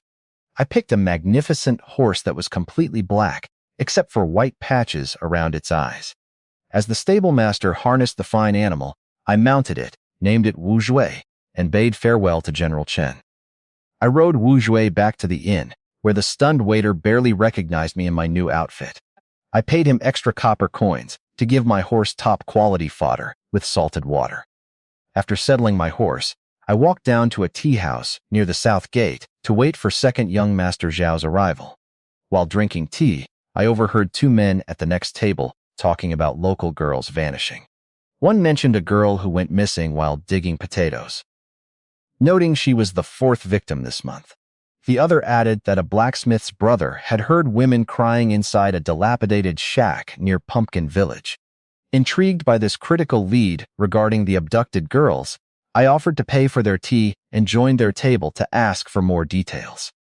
After learning from the old man that a blacksmith's brother heard women crying in a shack near Pumpkin Village, I returned to my table, knowing this crucial lead would help General Chen Hualong locate the kidnapped girls. Shortly after, second young Master Zhao arrived at the city gate leading his newly recruited men. I stepped onto the street to greet him in my official military training uniform. Pleased by my effort to represent him well, Zhao Dian tossed me a 5-tael silver ingot as a reward. While waiting outside the restaurant, I reconnected with Zhou Chuanan, a scholar who had failed his exams. He explained that Zhao Dian brought us to the county seat because Lingyan Pavilion was hosting a poetry competition tonight, where men competed for the favor of top courtesans like Miss Meng Wu. Zhao Dian invited me into a private room for dinner and drinks. As the alcohol took effect, he opened up to me about his true feelings. He explained that his given name, Zhao Dian, meant a stepping stone for his older brother, Zhao Gong, to achieve success. He admitted that playing the fool and chasing after courtesans was merely a survival strategy to prevent his ruthless brother from eliminating him. He revealed that ever since his brother fell ill 5 years ago, Zhao Gong had completely changed into a sinister, unrecognizable person. Zhao Dian confessed that he suspected his mother's early death was caused by Zhao Gong. Driven by a desire for vengeance, he asked for my help.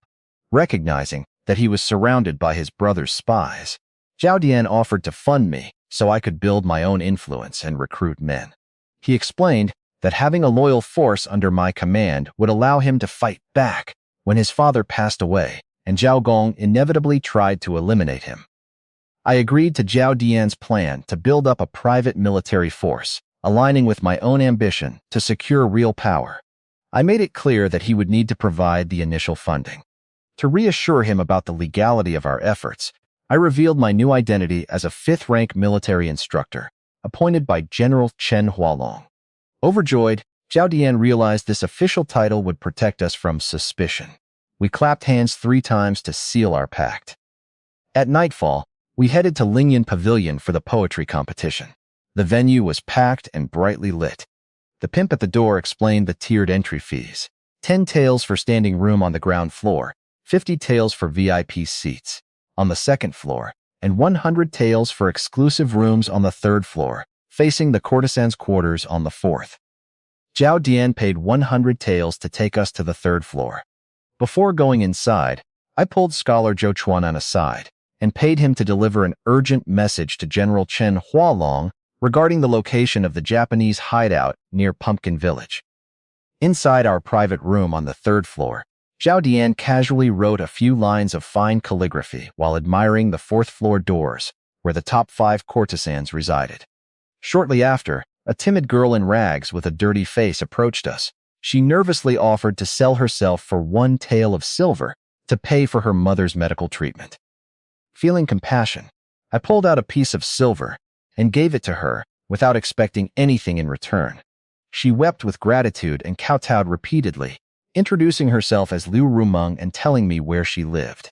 After she left, Zhao Dian teased me about my generosity and unique taste.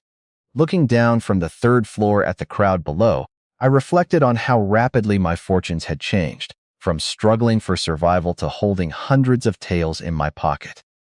Accompanied by the music of a pipa and surrounded by young maids, the 5 veiled beauties of Lingyan Pavilion arrived on the 4th floor.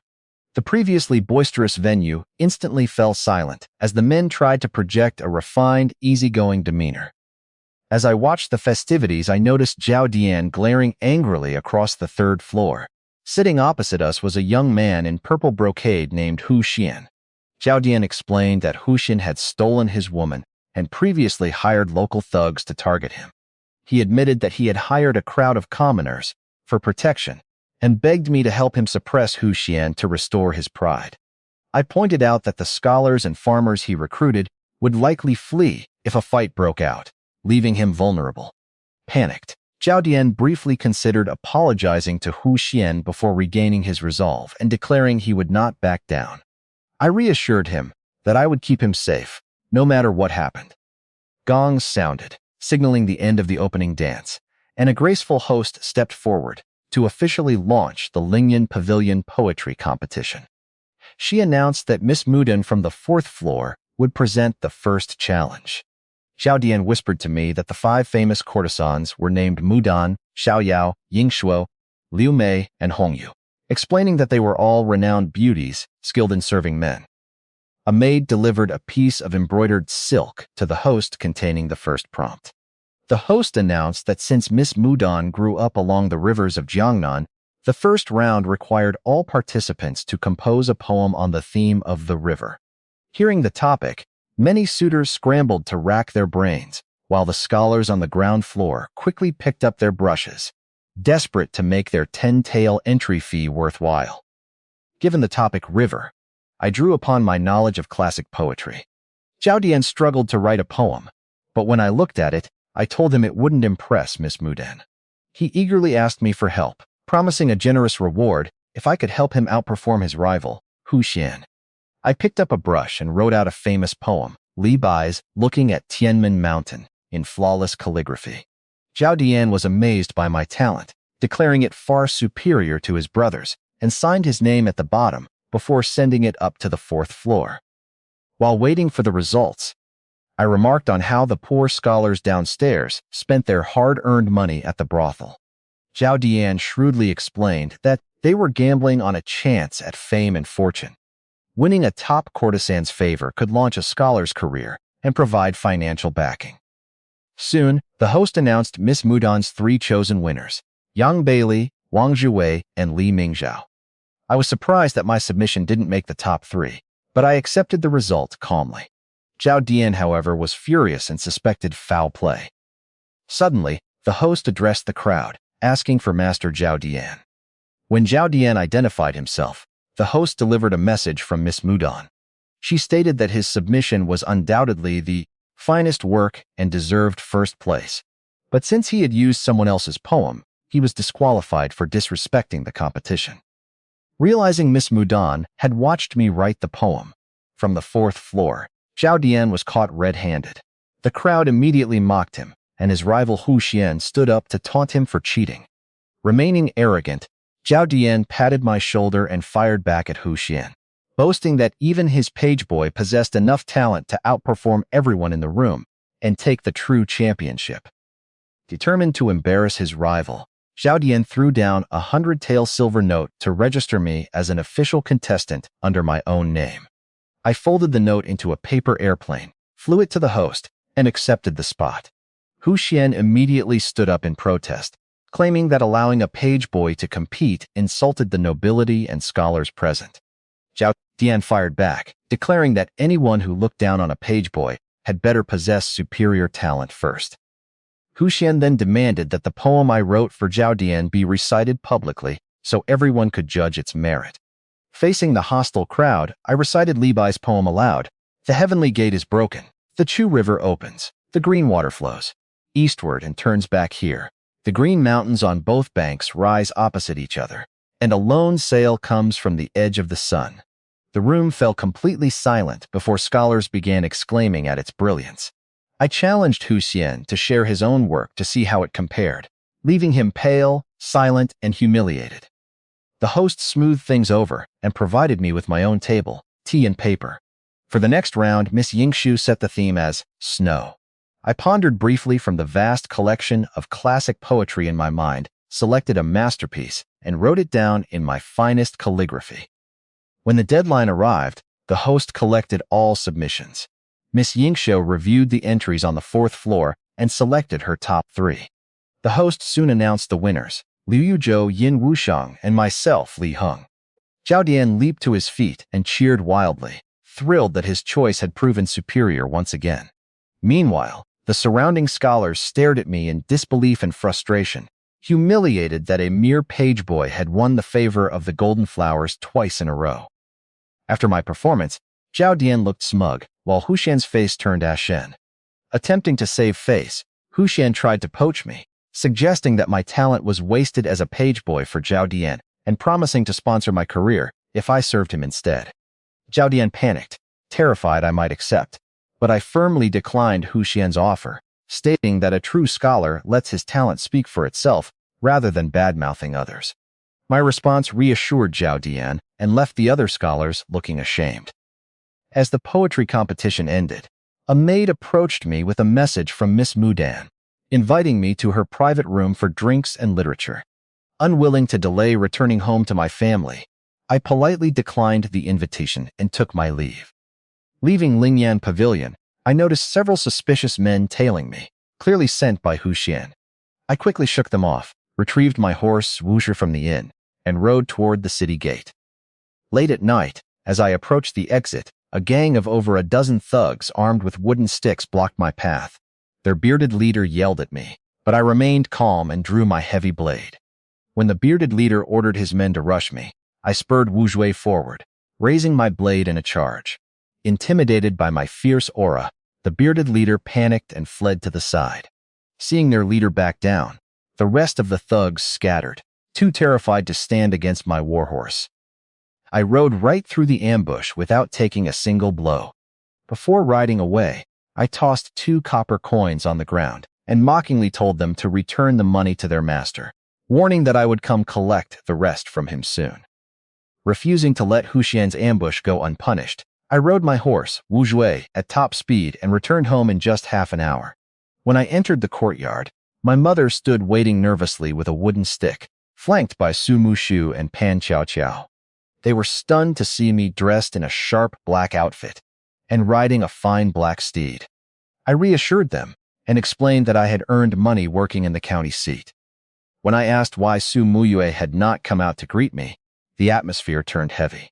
Su Mushu tearfully explained that while working at Ma family village, Muyue had accidentally broken a treasure belonging to the wealthy master Ma Dashan. He claimed it was worth 20 taels of silver and demanded that Muyue become his concubine if we could not pay. Furious at this blatant scheme to steal my wife, I declared that I would bring her back immediately.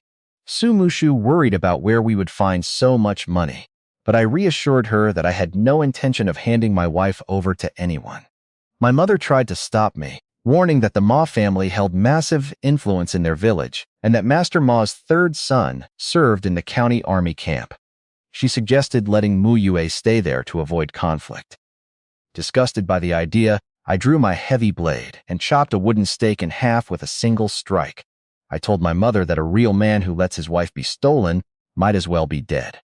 Ignoring further attempts to dissuade me, I mounted Wu Jue and rode toward Ma family village under the cover of night. Reaching the village entrance, I tied Wu Jue to an elm tree. Recalling the location of Ma Dashan's large house in the center of the village, I crept over to his property. As I approached, dogs began barking inside the courtyard. Realizing I had to act fast, I leaped over the outer wall. The moment my feet hit the ground, a large black dog lunged fiercely directly at me. Landed in the yard, I immediately grabbed the lunging black dog by its neck and snapped its neck, pinning it silently to the ground. Creeping up to the window, I overheard Ma Dashan telling his wife that Su Muyue was a rare beauty, likely still a virgin, and that he planned to take advantage of her weak family by bribing them with a few taels of silver. Suppressing my anger, I tiptoed over to a dilapidated warehouse. Using my heavy blade, I pried open the door latch without making enough noise to alert the family. Inside, I found Su Muyue bound and gagged. I quickly cut her ropes and removed her gag, promising to take her home safely. Moved to tears, Muyu stood up, but her legs were so numb that she tripped and gasped in alarm. The noise alerted Ma Dashan, who called out for his sons. Within moments, over a dozen members of the Ma family rushed into the yard.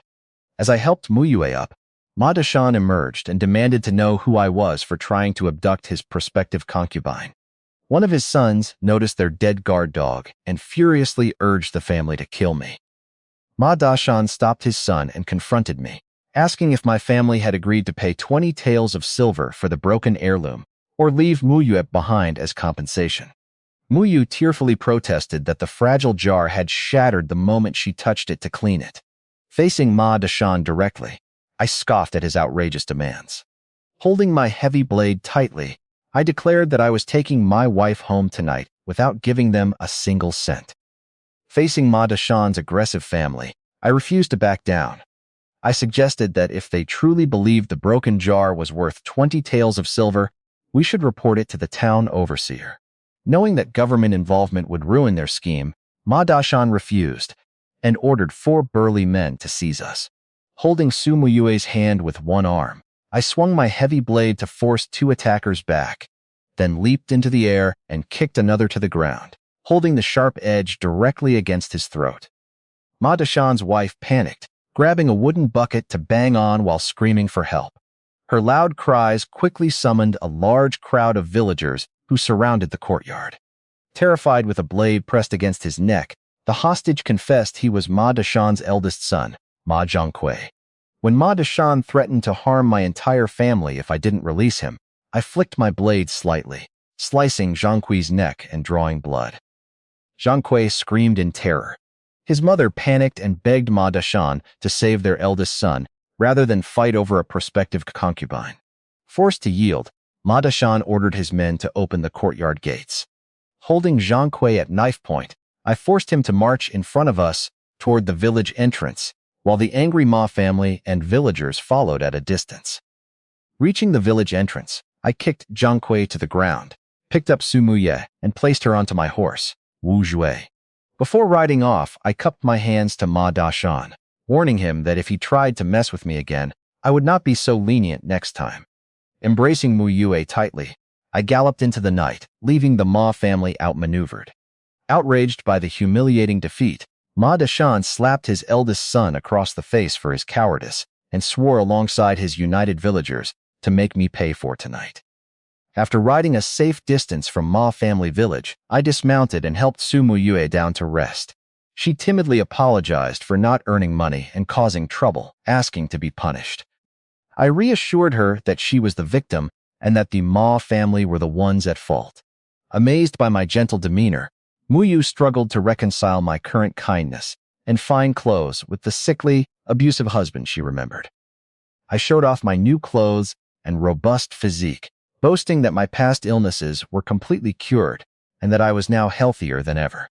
When I bluntly brought up consummating our marriage so my mother could have a grandson, Muyue blushed and assumed I had already consummated with her twin sister, Su Mushu. I explained that Mushu had insisted on waiting for Muyue's return before agreeing to anything, making her return a huge relief for me. Shy and blushing furiously, Muyu took a seat on my horse, Wu Jue, and I rode us straight home. When we arrived, the entire family was waiting anxiously in the courtyard.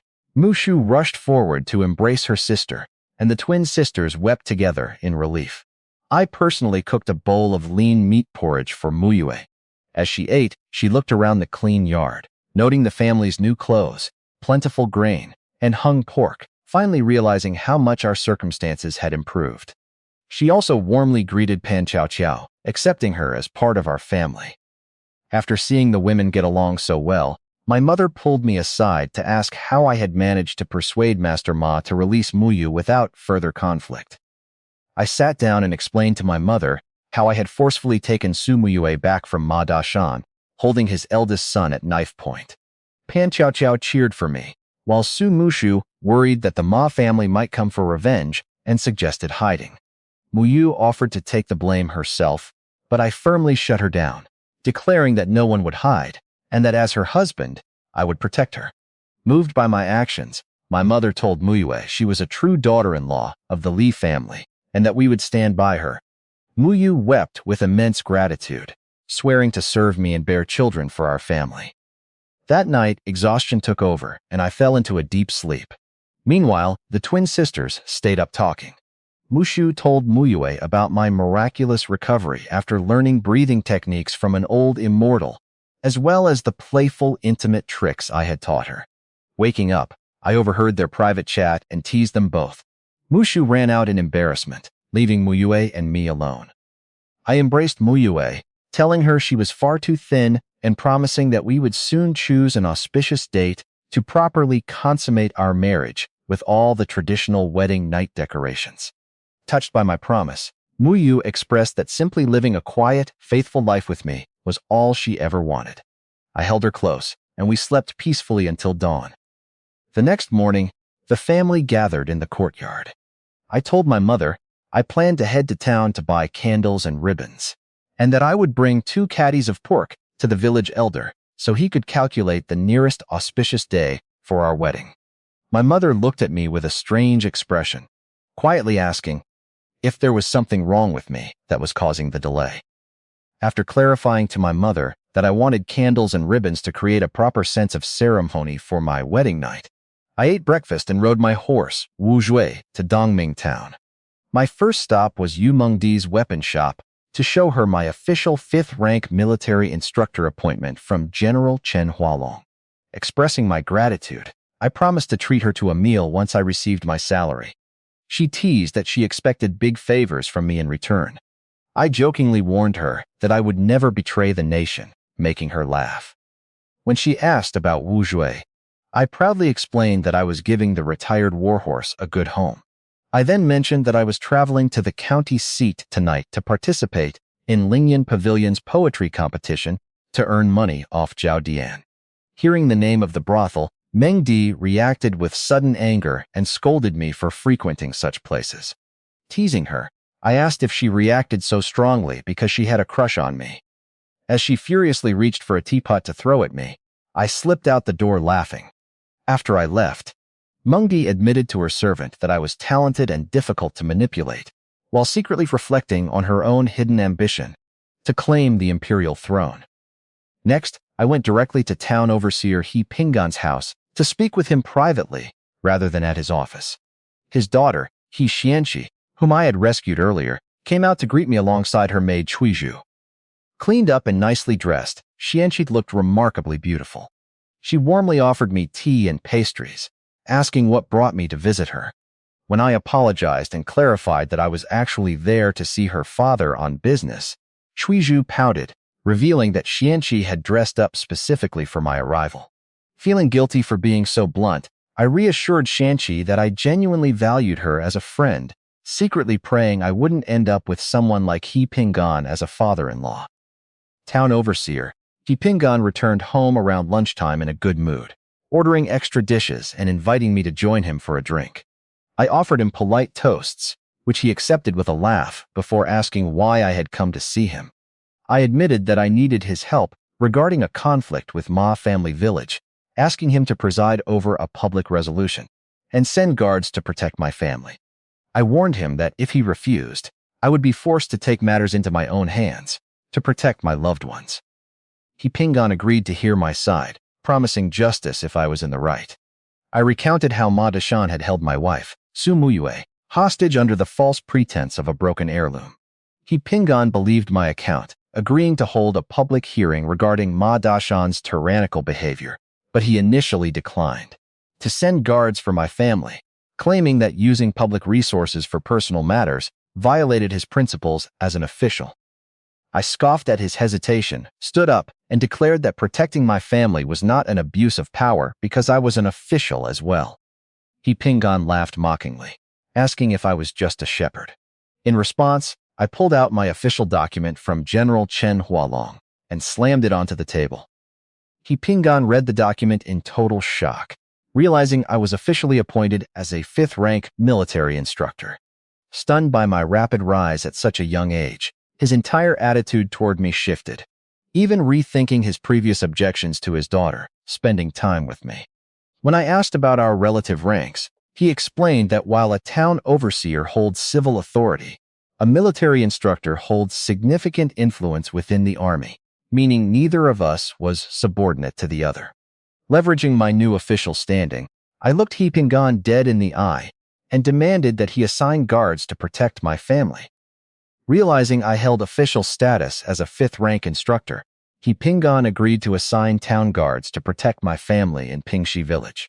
He offered to punish Ma Dashan directly, but I declined, explaining that I preferred to handle Ma Dashan myself if he tried to cause more trouble.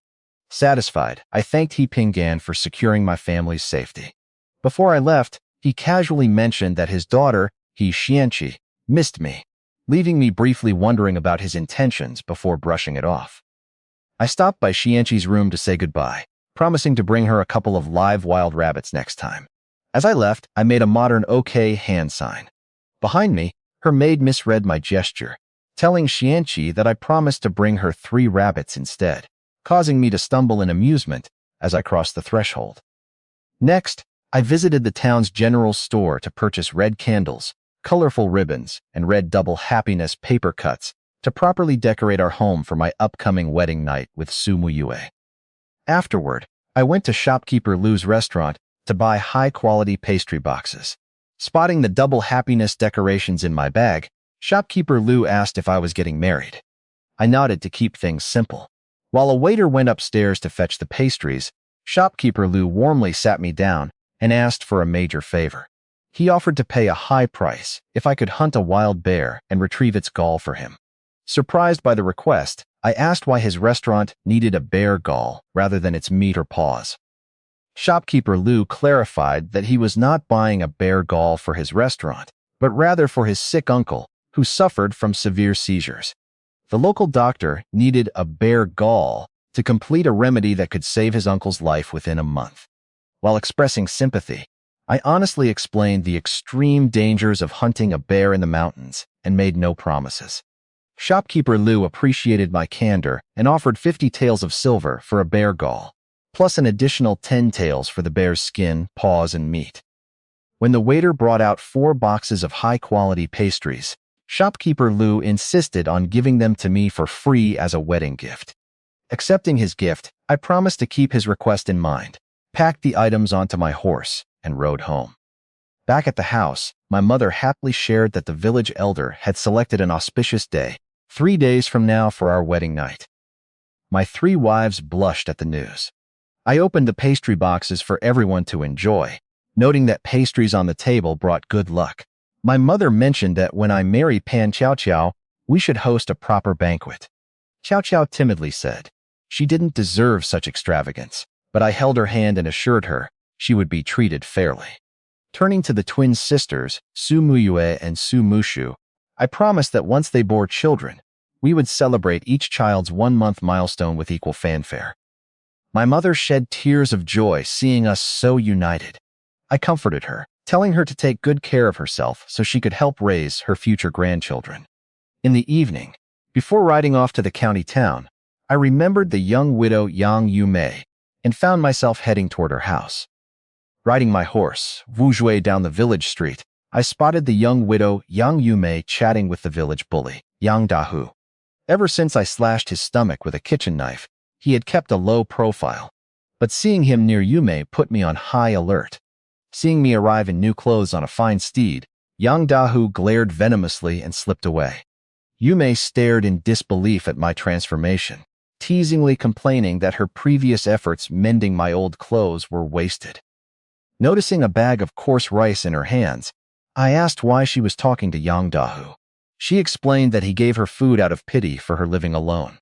Angry that the scoundrel was targeting her beauty, I grabbed the bag, ripped it open, and dumped the grain onto the ground. I pulled out a silver coin, thrust it into her hand, and forbade her from ever accepting food from Yang Dahu again. When she hesitantly asked who I was to dictate her life, I declared outright that while I was not her man yet, her future children would definitely be mine. Surprised by my boldness, Yumei asked how I viewed her, given the village rumors labeling her an unlucky jinx who brought death to her former husband. I dismissed the gossip as ignorant nonsense, pointing out that since her husband died before they consummated their marriage, I considered her completely innocent and pure. I promised to treat her equally alongside my other wives. Yumei then asked what I would do if my mother refused to accept her. I answered truthfully that I would buy her a house outside, support her, and eventually convince my mother to personally come to her house to propose marriage. Satisfied by my honest commitment, Yumei smiled and kept the silver. When I stepped forward with growing passion, she quickly backed away, warning me that she would not be taken lightly and expected me to keep my promises. After leaving Yang Yumei with promises to bring back fine floral fabric from the county town for a new dress, I rode my horse, Wu Zhui, toward my destination. On the way, I spotted a suspicious figure near the village entrance and recognized him as one of the men who had surrounded me at Ma Family Village the night before. Sensing danger, he turned and tried to run, but I chased him down on horseback, grabbed him by the hair, and slammed him hard to the ground. When he tried to play dumb and claim he was just a passing traveler, I drew my heavy blade and held the sharp edge against his neck.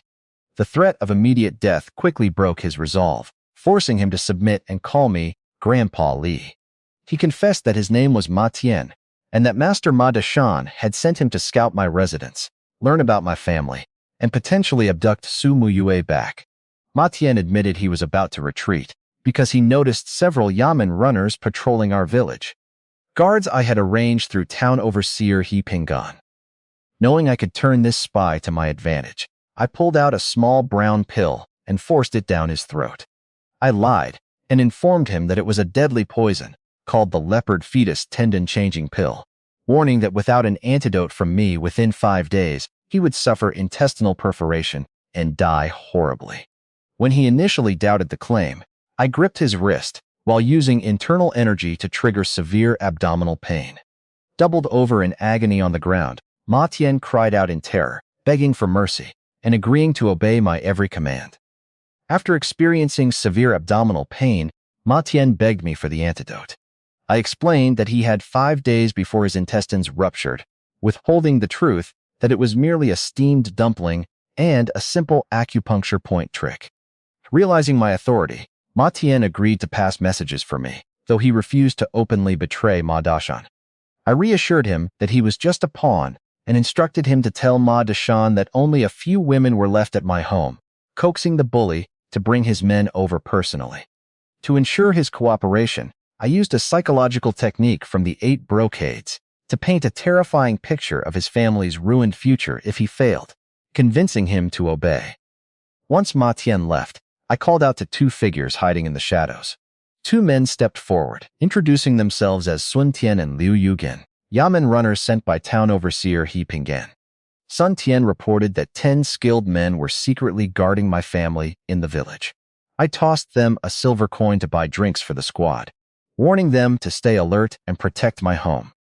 Later, I rode my horse Wu Jue to the county town and visited General Chen Hualong's mansion before the poetry competition began. When I asked if he had acted on the intelligence I sent regarding the abducted women near Pumpkin Village, Chen Hualong admitted that while my information was accurate, his troops arrived a step too late. The captors had already relocated the victims. Looking closely at his strategic map, I urged General Chen to think deeper, suggesting that the missing women and their captors were likely hidden right under our noses. I suggested to General Chen Hualong that the Japanese captors might not have moved the missing women far away, hinting that they could be hiding underground nearby. Although surprised, Chen Hualong agreed to send his elite scouts to search again the following day. I offered my own assistance if his scouts failed to turn up clues.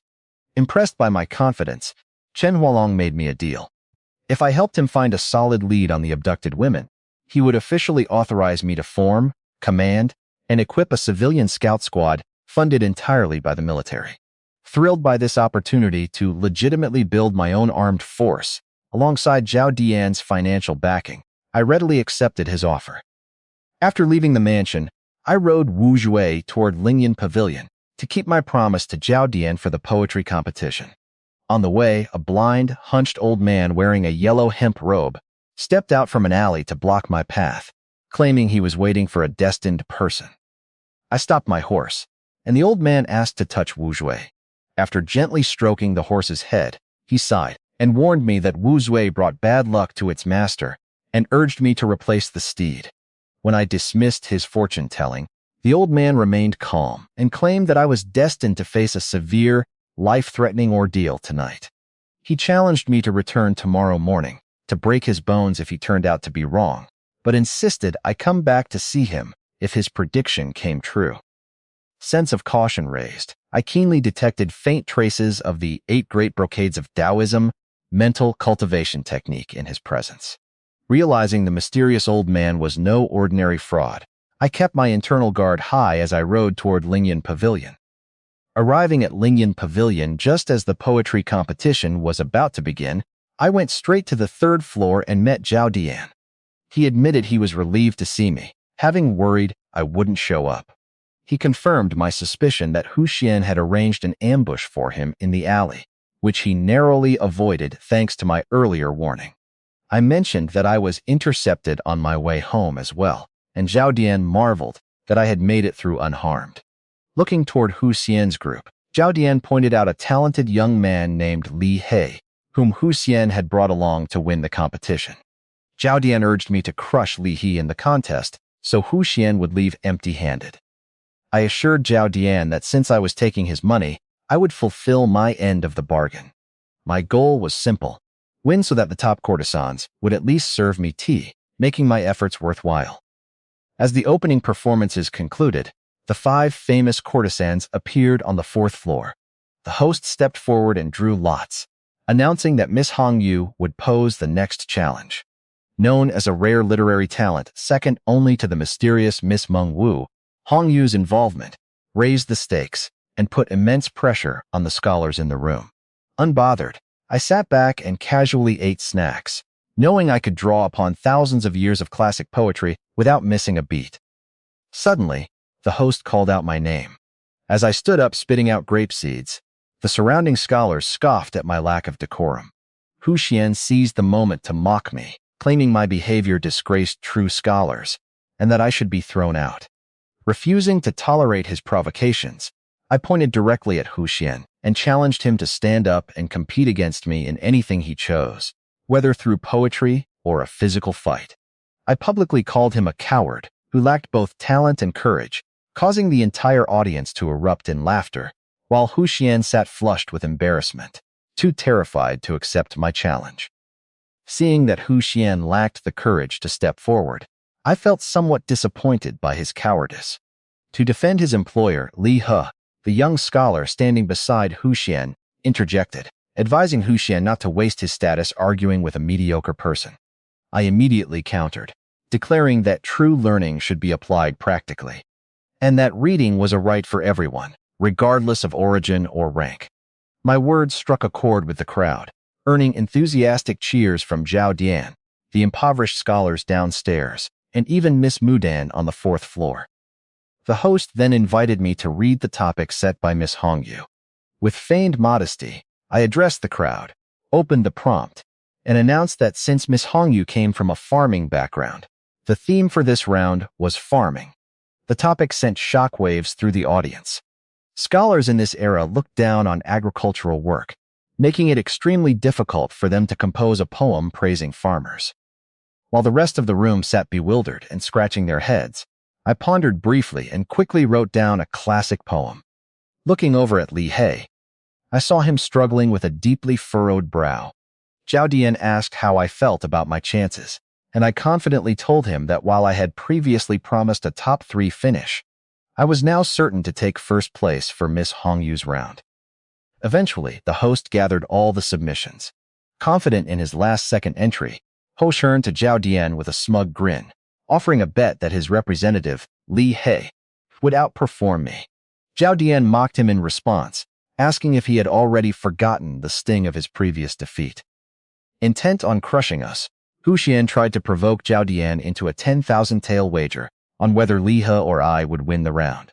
Staring at the massive stack of silver notes Huxian slapped onto the table, Zhao Dian hesitated. 10,000 taels was an astronomical sum that even his wealthy family could not easily spare, so he stayed silent. Seeing Zhao Dian back down, Huxian lowered the stakes to 1,000 taels and taunted him. Feeling confident in my abilities, Zhao Dian pulled out a 1,000 tael note and accepted the bet. The venue fell quiet, as everyone eagerly anticipated the duel between Li He and me. After half an hour, Miss Hongyu finished reviewing all the submissions. The host stepped forward with a surprised expression and announced the official result. Miss Hongyu had chosen only one winner, and it was me, Li Heng. Zhao Dian leaped up in triumph, pointing at Huxian and demanding his 1,000 taels of silver.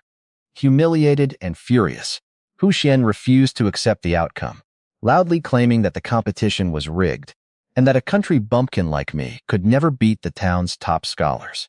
Influenced by his outburst, the disgruntled crowd began shouting for refunds and demanding an explanation. From the fourth floor, Miss Hongyu spoke up, asking if being a recognized scholar meant she was forced to choose Li He's poem over a superior one.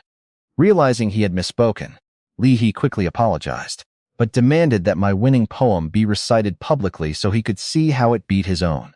Stepping forward with my hands behind my back, I looked at Li He and coolly told him that beating him was not hard at all, adding that those who obsess over proving their superiority in literature only end up making fools of themselves. I spoke calmly and reasonably to the crowd, explaining that literature should not be a tool for arrogant disputes. My composed demeanor silenced the rowdy scholars, earning praise from Miss Mudan and Miss Yingshou. Yingshou even mocked Huxian's father, leaving Huxian furious but forced to apologize for his outburst. Determined to save face for his employer, Li He stood up and recited his own poem about farming. While the audience praised his elegant verses, Miss Hongyu noted that his work was overly idealistic, depicting an imaginary farmer rather than real life. Wanting a clear defeat, Li He asked to hear my entry. I stood up and recited the famous classic poem, Sympathy for the Peasants. Hooing the fields at noon, sweat drips onto the soil. Who knows that every grain in the bowl is the result of hard work? The entire room fell silent. Unlike typical pedantic lamentations, My poem painted a vivid, unpretentious picture of a farmer's true struggle. In a hidden corner, a veiled woman watched me with deep surprise and admiration, admitting that my realistic work far surpassed his idealistic poem. Li bowed deeply to me and conceded defeat. A defeated Hu Xian fumed at Li He for wasting the 200 taels of silver he paid him. Li He reassured Hu Xian that I only won because the farming topic suited my humble background, promising that he would easily beat me in the next round. Meanwhile, as Zhao Dian and I enjoyed the music and dance, a maid from the 4th floor approached Zhao Dian, conveying an invitation from her mistress for tea and conversation after the competition concluded. A maid from the 4th floor approached Zhao Dian to convey a private invitation from Miss Mudan for tea and conversation after the competition. Stunned and flustered, Zhao Dian could hardly believe that the famous courtesan wanted to see him. I encouraged him to accept the invitation, assuring him that it was a great opportunity. After I smoothed things over with the maid, Zhao Dian resolved to go, declaring that, if things developed further, he would simply buy her freedom. Shortly after, the host introduced Miss Liu Mei, the top courtesan of Lingyan Pavilion, who was set to pose the next challenge. Because of her beauty and high-level connections in the capital, the scholars were eager to win her favor. However, before the round began, Zhao Dian handed me a note he had received, which bluntly threatened that his family's assets would be destroyed if his pageboy did not withdraw from the competition. Recognizing the hidden dangers within Lingyan Pavilion, Zhao Dian reluctantly asked me to step down to protect his family. I agreed without hesitation, noting that, after winning 3 consecutive rounds, it was a good time to let others compete. Touched by my willingness to share his burden, Zhao Dian handed me a 200 tael silver note as a reward, declaring that from now on we were like brothers. With my withdrawal settled, I sat back to relax while Miss Liu Mei announced her prompt. Making a comeback. As the other scholars rushed to write their entries, I called a young maid over to give me a shoulder massage. To my surprise, I recognized her as Liu Rumeng, the girl I had previously given silver to, so she could buy medicine for her sick mother. She nervously explained that her mother was recovering well, and that she was only working as a temporary maid to supplement her family's income. When I teased her that I might not have controlled myself, had she looked so pretty the night we first met, Rumeng blushed, lowered her head, and shyly replied that she was willing to give herself to me whenever I desired. Expressing her deep gratitude, Liu Rumeng told me that her mother wished to set up a longevity tablet in my honor at their home to pray for my well-being. Feeling uncomfortable with the idea, I asked her to stop calling me her benefactor. Call me Brother Li instead, and drop the longevity tablet idea, though I agreed to visit her family when time permitted. Soon, the host collected all the submitted poems for Miss Liu Mei to review. Since I had abstained at Zhao Dian's request to avoid the sender of the anonymous threat, my name was not among the entries.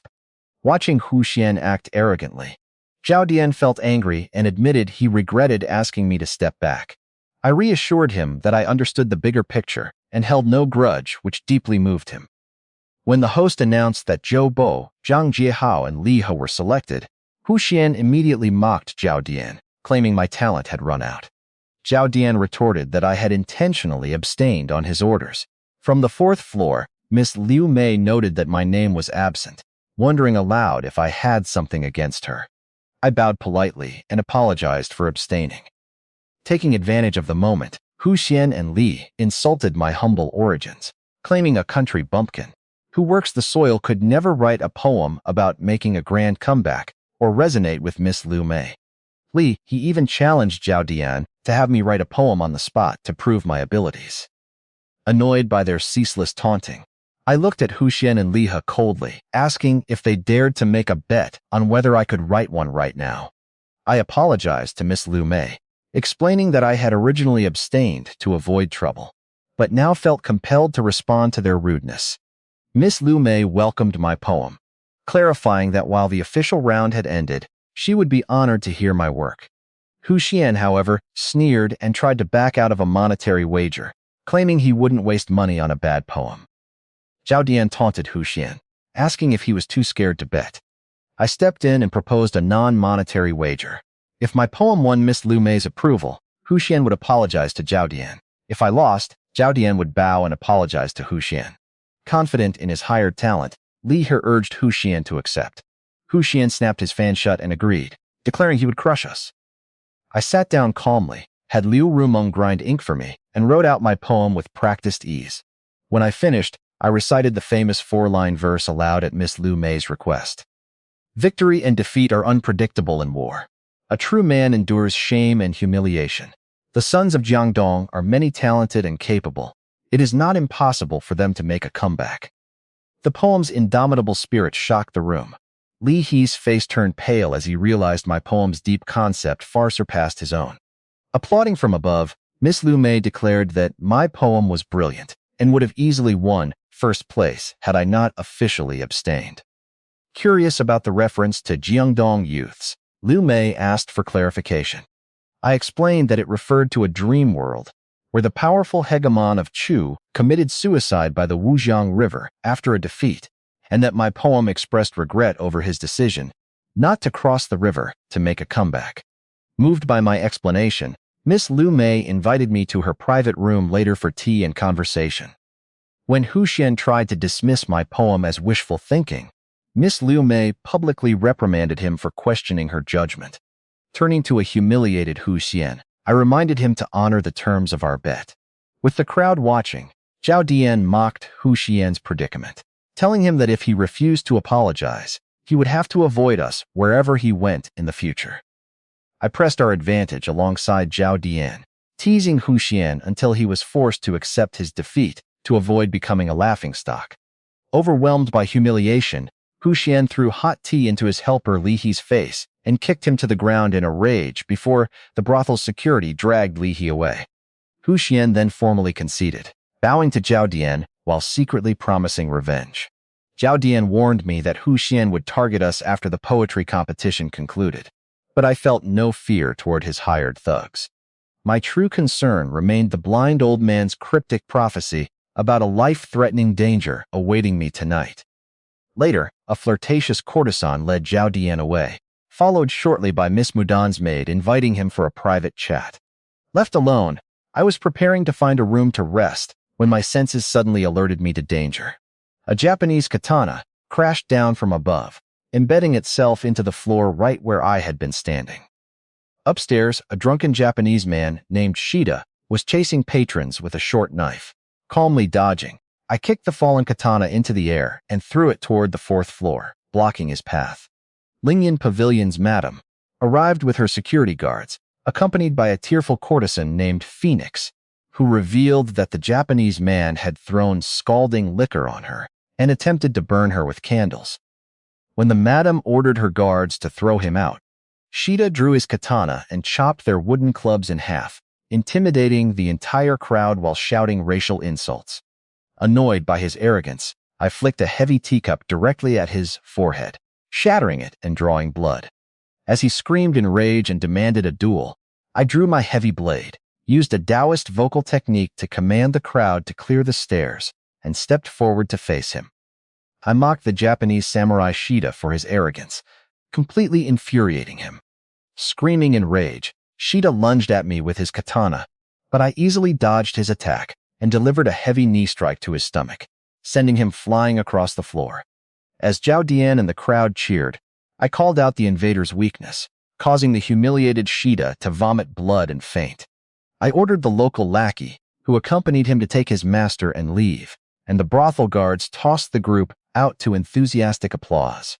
Lingyan Pavilion's madam thanked me profusely for handling the trouble and offered to host a celebratory round of drinks. Afterward, Liu Rumeng informed me that Miss Lu Mei had invited me to her private room for tea and snacks. Walking in, I found the room beautifully decorated and Miss Lu Mei gracefully waiting on her bed. She tried to act timid and charmingly closer, but I saw through her rehearsed brothel tricks and sat down to eat pastries. When she asked for a poem, I agreed on the condition that she pay a writing fee. Taking up my brush, I wrote down Li Bai's famous poem praising Yang Guifei, comparing her beauty to heavy dew and spring breezes on Jade Mountain. Thrilled by the masterpiece, Liu Mei suddenly took my hand with a serious expression. warning me not to return to Lingyan Pavilion for the final night of the poetry competition to avoid danger.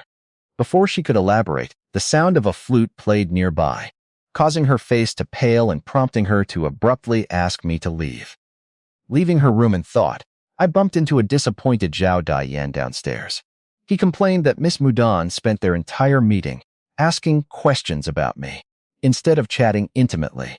As he joked about finding us female company for the night, I reflected on Lu Mei's mysterious warning and the hidden undercurrents within Lingyan Pavilion.